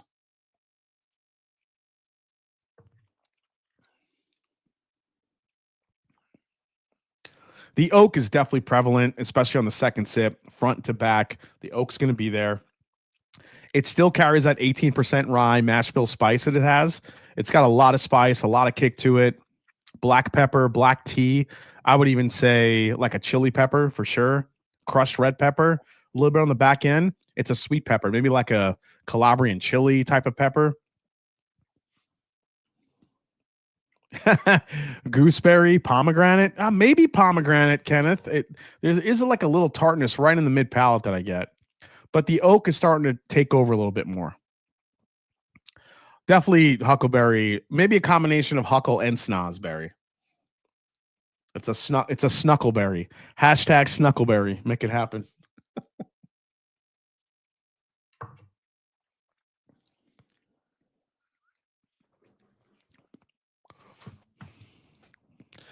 Somehow, even after 18 years, it still has that Barton spice, the Barton ethanol that comes out on the back end.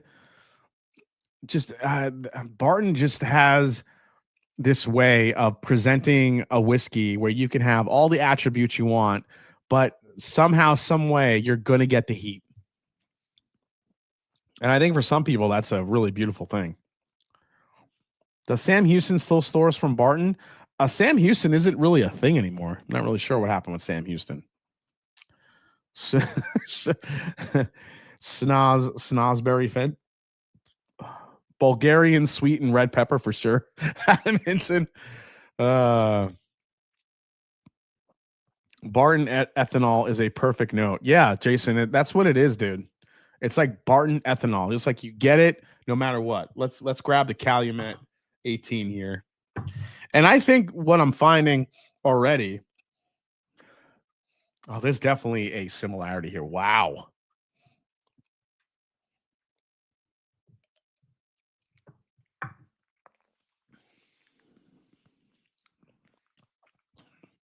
The difference on the Calumet 18, this is in your face cherry. This is as cherry as it gets. Cherry cordial, medicinal cherry. There's aspects of medicinal cherry in here. And again, the Barton ethanol that comes through on the back end. Yep. I asked earlier, but do you think the Buckner's 13 hazmats in the market now are Barton? Yes, Dustin, I think they are. They're either Barton or Beam, but I think more along the lines of Barton. Jason, I was told there are 3 planned releases for Sam Houston coming in the next year, straight from the 3 Springs Rep 2. Oh, well, that would be cool because I kind of miss Sam Houston. Sam Houston put out some really great whiskeys, but historically, if we look at the previous Sam Houston releases, those were Barton as well, just like the Calumets.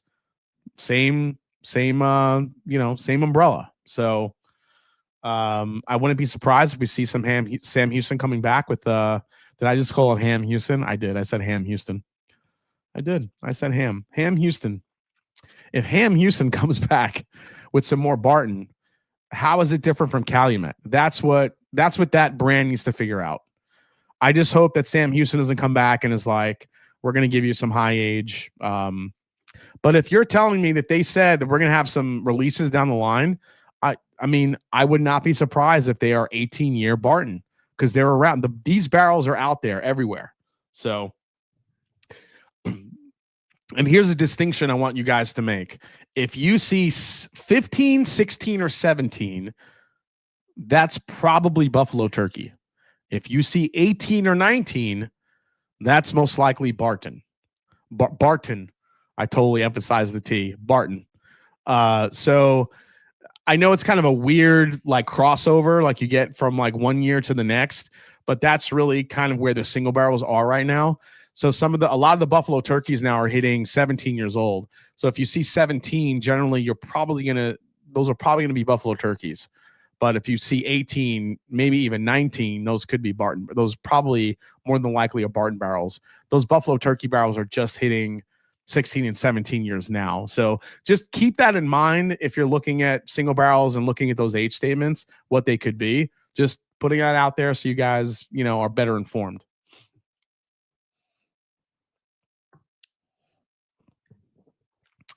Tony Martin says, too many distilleries putting out too many bottles. It's anyone's right to build a distillery, their dream, but there will be many bankruptcy in the bourbon whiskey business.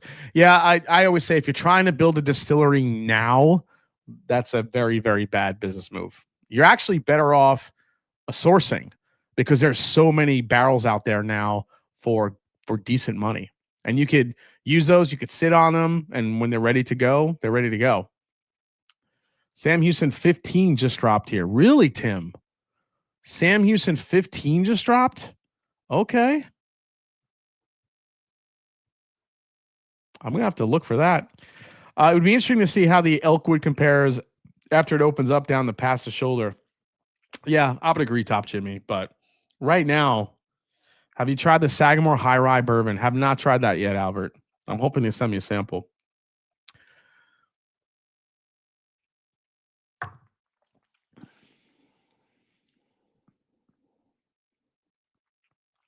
You know what this reminds me of? It reminds me of turkey a little bit. It's got this, aside from that like dark strawberry note, it's got this deep, rich oak funk. You know what? There is some dark fruit on the back end. There's like a blackberry note that I'm picking up here on the back now. This is changing. The more I sip it, it's getting darker. So I think to that, Toby is right with that point. It's getting darker. It's getting a little bit more. That is really good. I think I like this more than the Calumet 18. The Calumet 18 over time has just gotten a little bit more sharp and a little bit more medicinal with that cherry. That I just feel like the Elkwood is just bringing a little bit more refinement, a little bit more oak. It's rounded out, no sharp edges.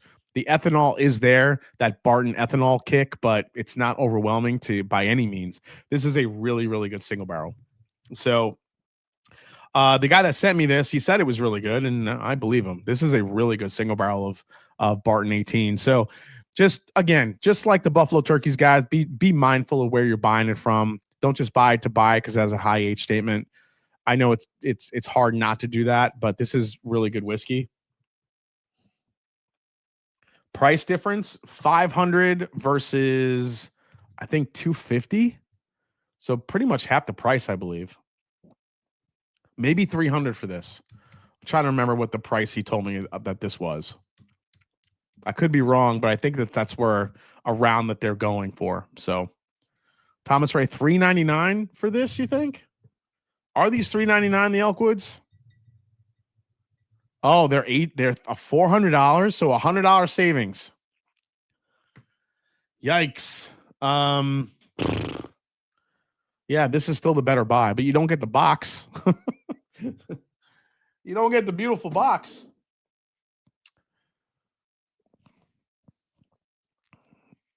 Yeah. Yeah, that's freaking delicious, dude. I really like the single barrel. This is just beautifully aged whiskey. I mean, look at the color of that, how dark it is.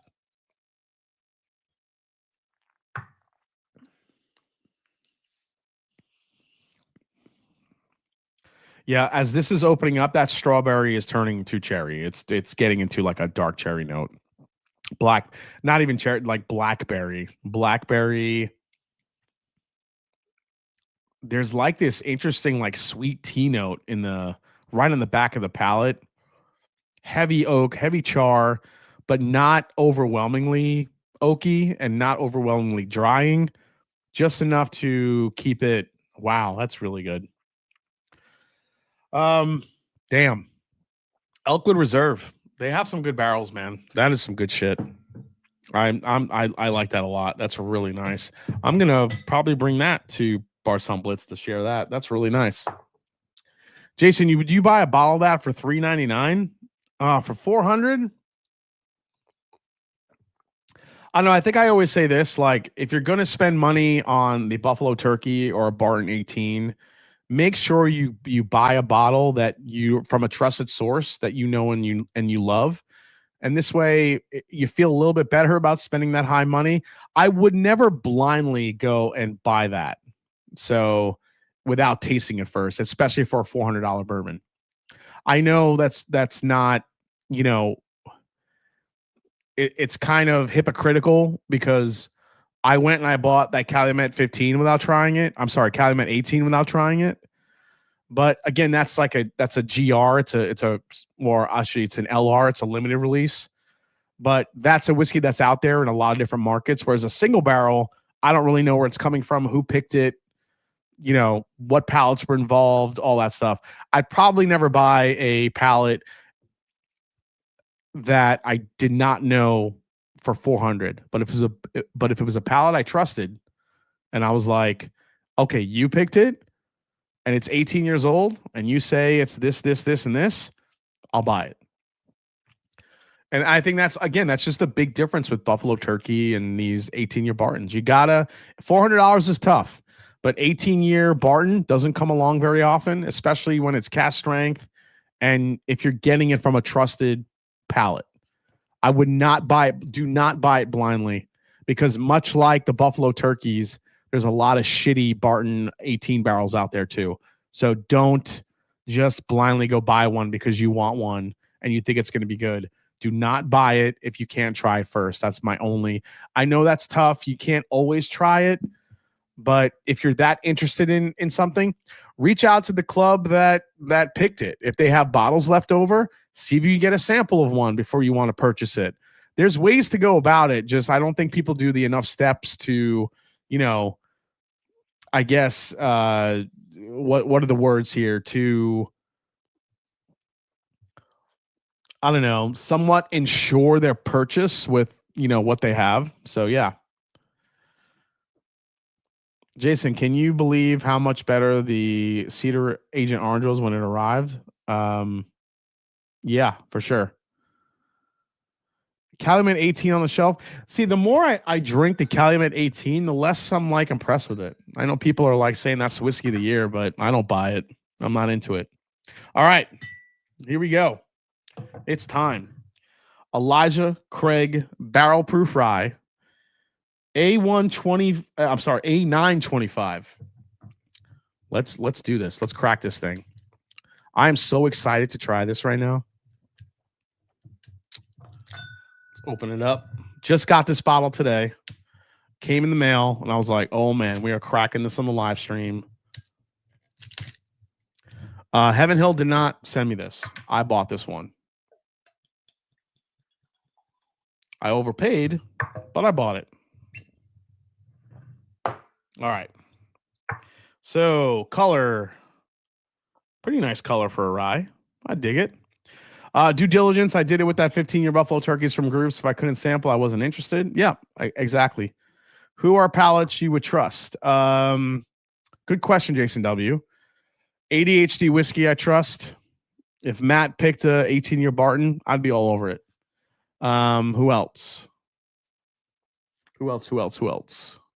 Hello again, whiskey friends. I definitely trust their palate. Dusty Dan, if he picked one of those, I'd buy it immediately. Who else? What other palettes? I haven't had enough picks from Bruzel to know if I line up with his palette quite yet. Bourbon Junkies, I probably would buy theirs if they had one for sure. And that's probably about it. At least that I can think of. And obviously there's like stores and other people that I know that would, probably pick a fantastic barrel. You have groups like whatchamacallit, let me see. I'm trying to Rare Bird 101. If David Jennings picked one, I'd be all over that shit for sure. David Jennings picked one. Yep. So there are definitely pallets out there that I would trust to buy one. Yep. 21090 killing their picks lately. Haven't had enough from 21090, but they definitely do good on their picks. Stuff and whiskey for sure. Big Vic, yeah. I mean, if you picked one for sure. Agreed, Hawk. I listened to Andy and Todd, got me into Chattanooga for sure. Josh has a good palate. I would probably trust Stuff and Whiskey as well too. Lance, that whole group over there for sure. It's hard. I don't want to leave anybody out. Honestly, if any of the channels that I know and have a relationship with, picked one of these and said it was good, 9 times out of 10 I'm buying it, unless I just couldn't buy it for some reason. But just depends. All the groups I think have distinctive characteristics to their palate that there's always some part of it that lines up with my palate, and I really dig that. And I think that if anybody picked one of those, I'd most likely buy it.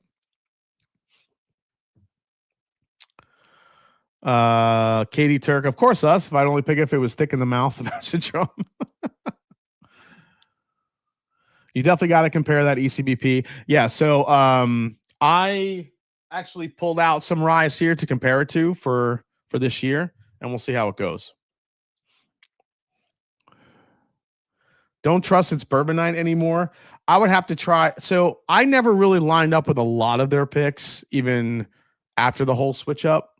It just depended on what it was. Some of their picks I had were incredible, and then some of the picks I had where I was like, eh. So I would, those were more like try before I buy. SLB, I haven't really had any of their picks, so I'm kind of a novice with the SLB community picks. I haven't had any of them, so can't say if I would get theirs or not. Ryan Alves, Rips and Sips. Yeah, most likely. If Ryan had a good pick. I bought a bunch of picks from Ryan, so I would trust his palate. He's had some really good picks for sure.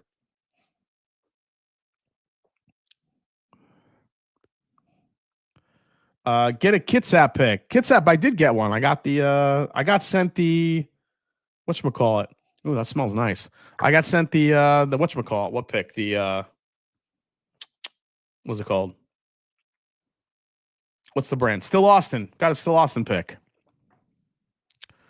I've had a lot of Nerds and Turds picks for sure. I actually have done some Nerds and Turds picks for sure. I haven't had enough Bourbon Judge picks. I love Marcus, but I haven't tried enough of his picks.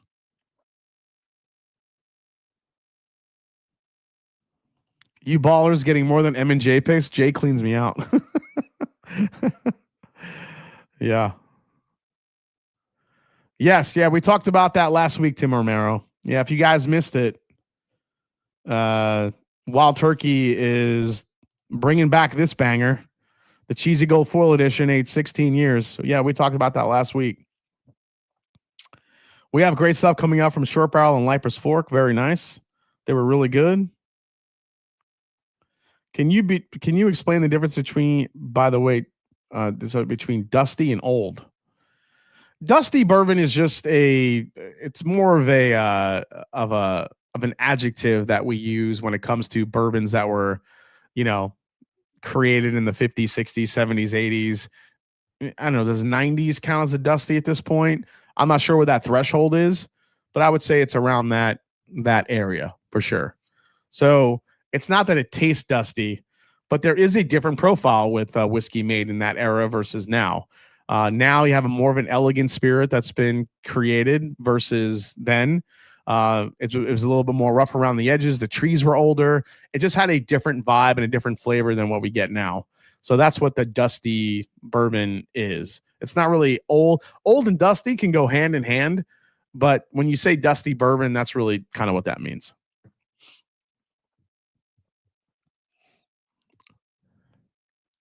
Must be nice to know all these pickers. But also, if you find a local liquor store whose picks you like, do it. Usually, they'll pour you. Yeah, liquor stores. If you develop a relationship with them, you can. They'll usually pour you a sample before you buy it, which is good. Did you ever order the Milestone? It's being delivered on Friday. I did. I'm still waiting for mine, Reese. Okay, let's go to the nose here on the Elijah Craig barrel proof rye. So, I gotta say the nose is fantastic for a rye. I've only had one whiskey blendery bottle, and it was actually really good.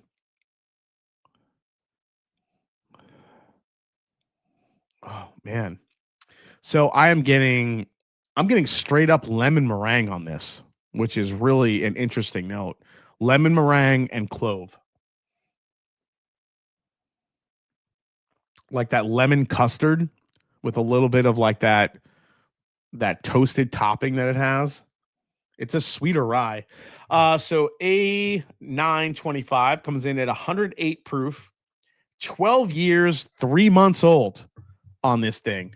12 years and 3 months old. So older than most ECBPs coming out, like the bourbons. This has a nice age to it. Man, that smells wonderful. As far as like the launch for this, I could tell you, let's see here.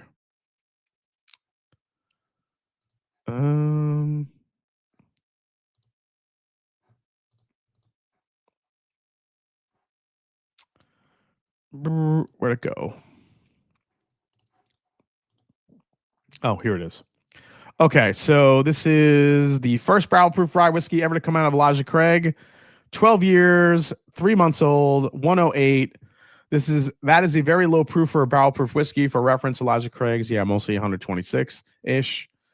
Elijah Craig barrel proof will be available by late September for a suggested retail price of $74.99 per 750 milliliter bottle. Same price as the bourbon. After this release, Elijah Craig will release 3 times a year in January, May, and September, just like the regular bourbons as well.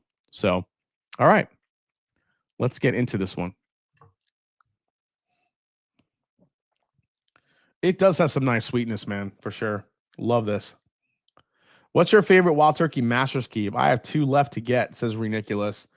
The first 17 year, the Revival, Bottled and Bond.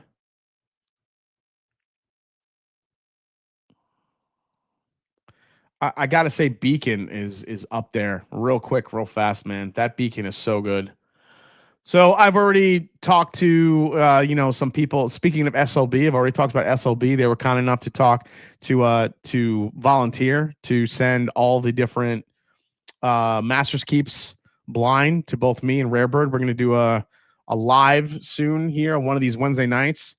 All the Masters Keeps blinds, every single one of them blinded in a blind tasting, and we'll see which one comes out. So I'm excited for that one.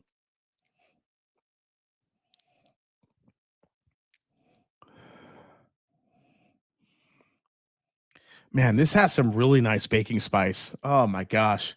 It has the clove and the allspice, but it's not too much where it gets to like that Worcestershire sauce type of clove note.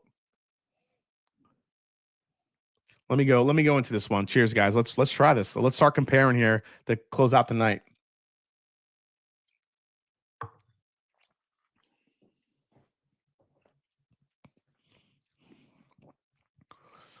I'll tell you what, that's a pretty damn good rye.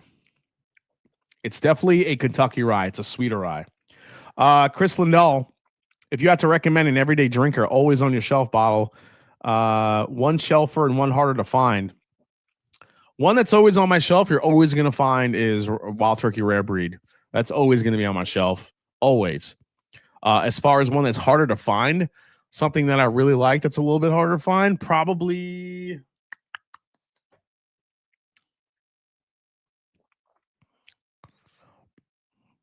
Oh, man.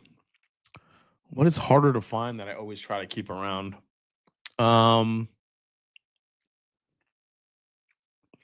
Bland's. It's Bland. No, I'm only kidding. It's not Bland's. I totally freaked you guys out. I'd probably go with.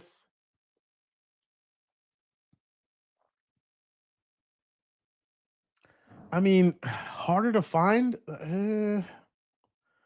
I was gonna say like Jack Daniel's rye, like barrel-proof rye, but those aren't really hard to find anymore.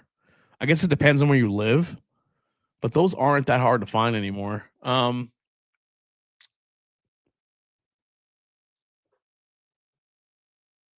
don't know, man. Traveler's Foolproof, yeah.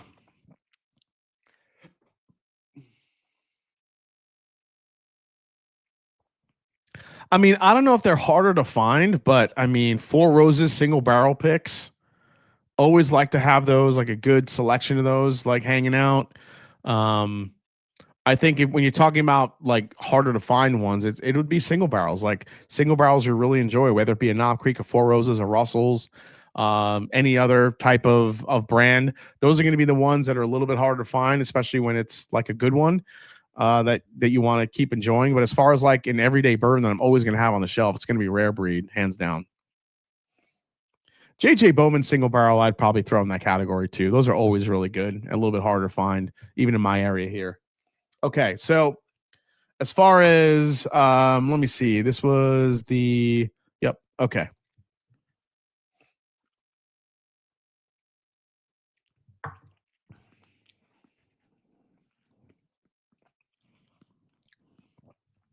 it's pretty delicious. So, being a high age rye whiskey from Kentucky, this is giving you all the vibes of a really good high age Kentucky rye whiskey. It's giving you enough spice, enough clove to really drive the profile that I think a lot of bourbon drinkers like in a rye.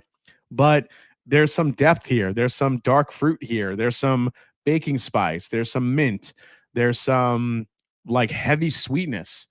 This is really delicious. This actually tastes a little bit like the barrel that I tried when I was there, lucky enough to try. Straight out of the barrel, some of the rye that I was able to try. This is pretty close.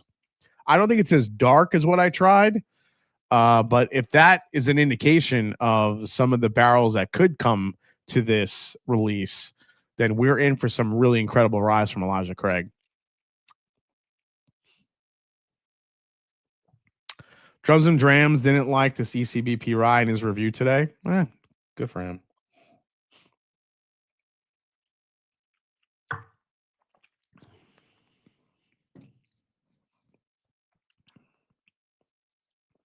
Second sip, I like it less.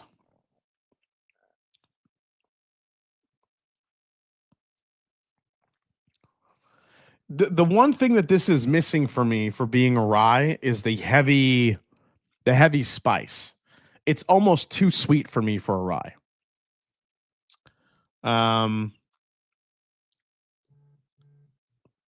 Yeah, I don't know.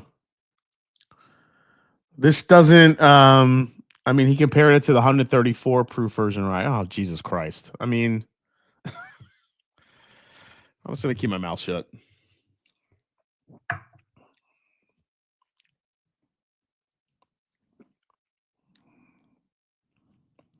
Yeah, I'm just gonna skip over that. Let me figure this out. I don't think this is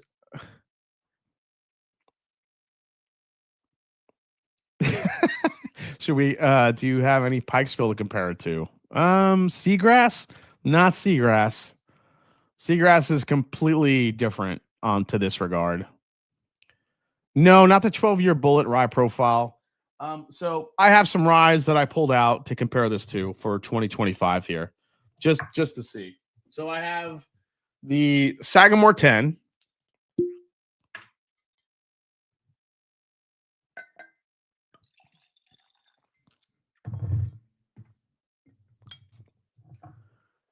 I broke out the. I mean, I know this is a little nuts, but the President's Choice rye. I mean, why not? Let's go crazy.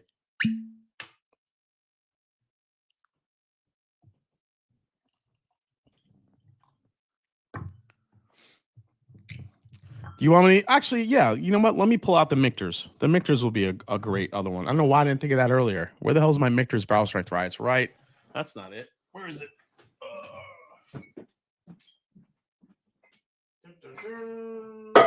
That's the toasted. Barrel strength rye. Is this 25? No, that's 22.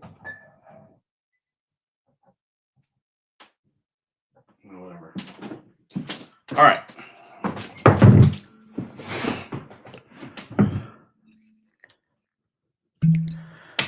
Pikesville, Kenneth? I could do Pikesville. Do I even have? I think I still have Pikesville somewhere back there. I gotta have Pikesville. All right, one more Glenn for Kenneth because I met him yesterday.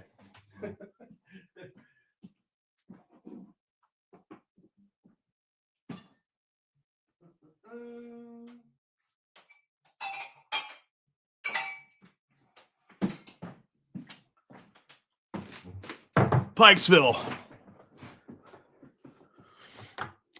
rye. Okay. Jason, any update on Rare Character? So I did have a beautiful back and forth, an email conversation with a couple of guys from Rare Character. I kept, we were back and forth, and I'm like, holy crap, maybe this could happen. And then the emails just stopped. So no update there. So we'll see. I'm gonna shoot them another message tomorrow and see what they say. So okay. So Kenneth, thank you for the recommendation here. I'm gonna first try the Pikesville versus the Elijah Craig first.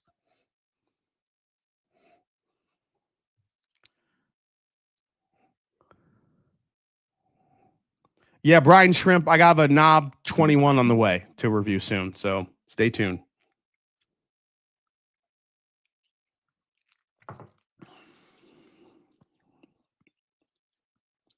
So just right off first sip, right off the jump, Pikesville it's more rye forward than this Elijah Craig is.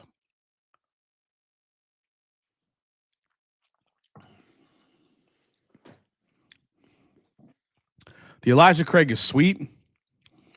It's actually 108 proof, man. I do wish this had more punch to it, though. It is a very sweet rye, but I do wish it had more punch to it. But again, when you're talking about that rye characteristic of Elijah Craig, a Kentucky rye, it's going to be sweet inherently already. But man, at 108 proof, it just lacks. Like you could have a lower proof rye like a Michter's. We'll compare it here shortly, but it still carries that spice. The spice kind of dies a little bit on the Elijah Craig. I mean, it's still a decent rye, but got any 12-year River Roots rye? Yeah, I have a couple of those. I think that's another realm because that's MGP. That's MGP rye. That's 95.5. Yeah, Pikesville's 51% rye. When you're drinking ECBP or Booker's, do you ever get a sour note? 2022 Lumberyard batch and ECB 20 has a sweet and sour note. I can't pinpoint. Sour note. So from a Booker standpoint, the sour note comes in for me as youthful, where it's almost like a young, corny note, especially when you're comparing it to things that are older. I don't really feel like I get a sour note in B525. I'll have to go back and check that out. 13-year for 80, where you can get that. Where can you get it? Yeah, I mean, as far as a bargain, the Elijah Craig value wise is off the charts. All right, let's go to the Michter's. No, I'm not putting 8-year Woodinville rye in that mix. No freaking way. Actually, I got rid of that bottle. I gave it to somebody. That 8-year Woodinville rye is like drinking a bowl of Sharpie markers. I couldn't do it.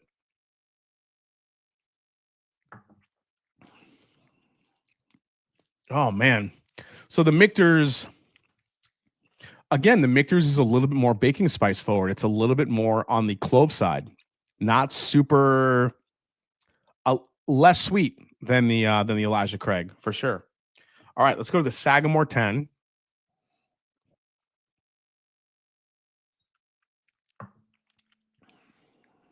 Oh, dude.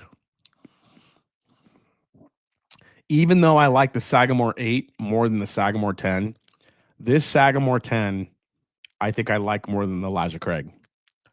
The Sagamore 10 is so good. You know why? Because it gives you the fruit, the depth, it gives you the spice, gives you all of it. Is the Pikesville higher proof than the ECBP rye? No, Pikesville is actually, yeah, it is 110 proof. Sorry, I forgot it was 110 proof. That ECB is cheeks, grainy and flat. Oh, the barrel proof rye. I just think like it needs to be just like it needs to bring more punch to it.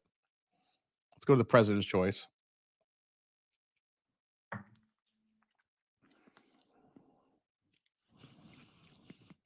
Dude, the President's Choice is so stupid. The President's Choice in the front of the palate is all clove.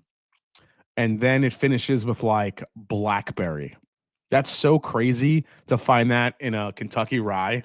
Oh my gosh. Yeah, I still think these two still beat the Elijah Craig. The Sagamore 10. I don't think the Sagamore 10 is a lower price than the Elijah Craig, but I still think it's a better rye overall. The Michter's, it's a different profile. It's a lower, it's still low proof like the Elijah Craig. I think the Elijah Craig is actually a really good alternative if you can't get the Michter's barrel proof, because I feel like it gives you the sweetness, it gives you some spice without the high proof. However, I think the Michter's barrel strength is actually a little bit more rounded and it gives you more spice that you want. The Pikesville is more rye forward than the Elijah Craig. So all in all, the Elijah Craig, I think,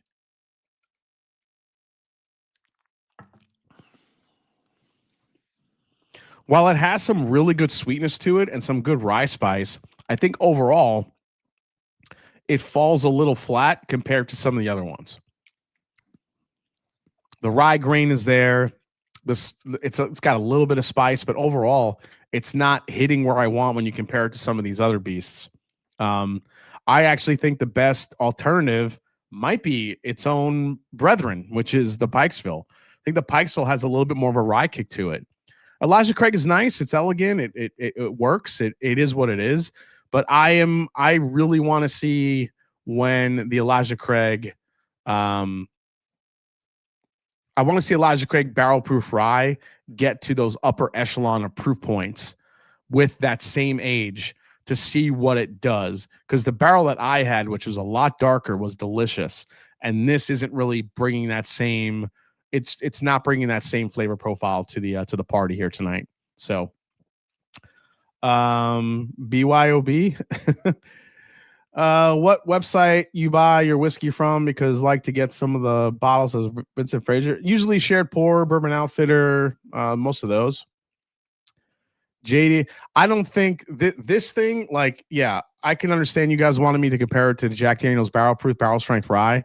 I don't even think it would hold up. I think the Jack Daniel's barrel strength, barrel proof rye is still the best rye on the market for the money.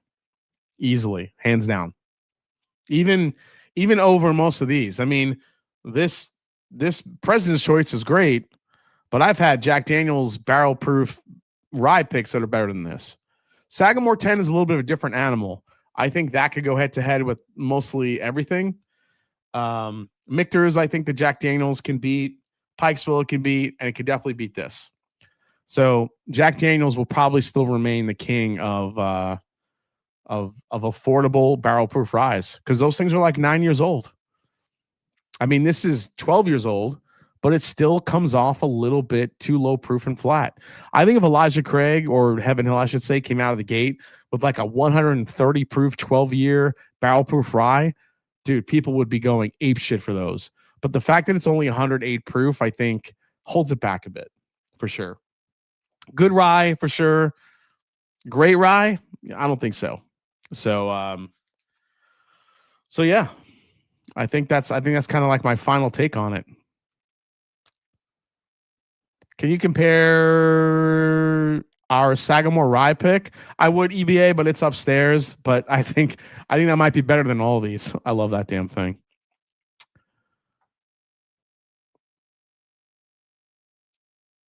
Oh yeah, JD Rye is the one to beat. I'm going to end of October, hoping to get the UD Bourbon 132 proof. Yeah, so that's the thing. Everyone's kind of comparing, this one to the UD Bourbon 130, 132 plus Elijah Craig barrel proofs that are out there on the market from the UD Bourbon. And yeah, I mean that's great, but it's an unfair comparison. It's kind of useless to compare it to that, because it's not a general release. You have to be lucky enough to go there and get that and fill your own bottle. So, I mean, why compare this to something that most people can't get? Like, I get it. Like, you're comparing it to something that I think people want it to be rather than something that's tangible. And I think that's kind of cool, but it's also not realistic. But what is realistic is that that they have barrels like that. So let's see an Elijah Craig barrel proof rye that could come out in an actual release that has those type of stats, and people will go crazy for it. So before we go tonight, let me show the bourbon meme of the week, as we always do. Bourbon meme of the week comes to you via Homer Simpson. That's right. I love cooking with whiskey. Sometimes I even put food in it. I know this one got me. I love cooking with whiskey. Sometimes I even put in the food. I actually do cook with whiskey a good amount, and it's very true. Like, to just throw the food in there just to make things interesting. So I did get a sample of the UD Bourbon Rye. It was amazing. Was hoping that this would be close. Yeah, I don't think it's that close. Is the Elijah Craig barrel proof rye a good value? For sure. But yeah, I just don't think that it's going to, reach that echelon of a super high proof barrel. So, but hopefully we do get that. Hopefully we do get it over time. So, yeah, I mean, if people are comparing, the UD Bourbon was way better. Yeah, of course it's better, but that doesn't mean everybody can get it. That's just kind of, I don't know, that's kind of a flex move in my opinion, but it is what it is. But all in all, thanks guys for hanging out tonight. Really appreciate it, and hope you enjoyed the live stream. Next week or the following week. Well, next week we're going to have all the details of Blendageddon 2025/26 coming at you. So stay tuned for that if you're interested in participating in Blendageddon next week, or I should say this year into next year. And with all that said, like I always say, it's not about the whiskey, it's the people you share with. Cheers. I'll see you guys next week. If you are a patron, no after party tonight. I'm actually starting to feel really tired. I'm exhausted. So I'm going to go to bed, but I'll talk to you guys tomorrow. Cheers. Love you all. And I'll see you next time on the Mash and Drum. Cheers, folks.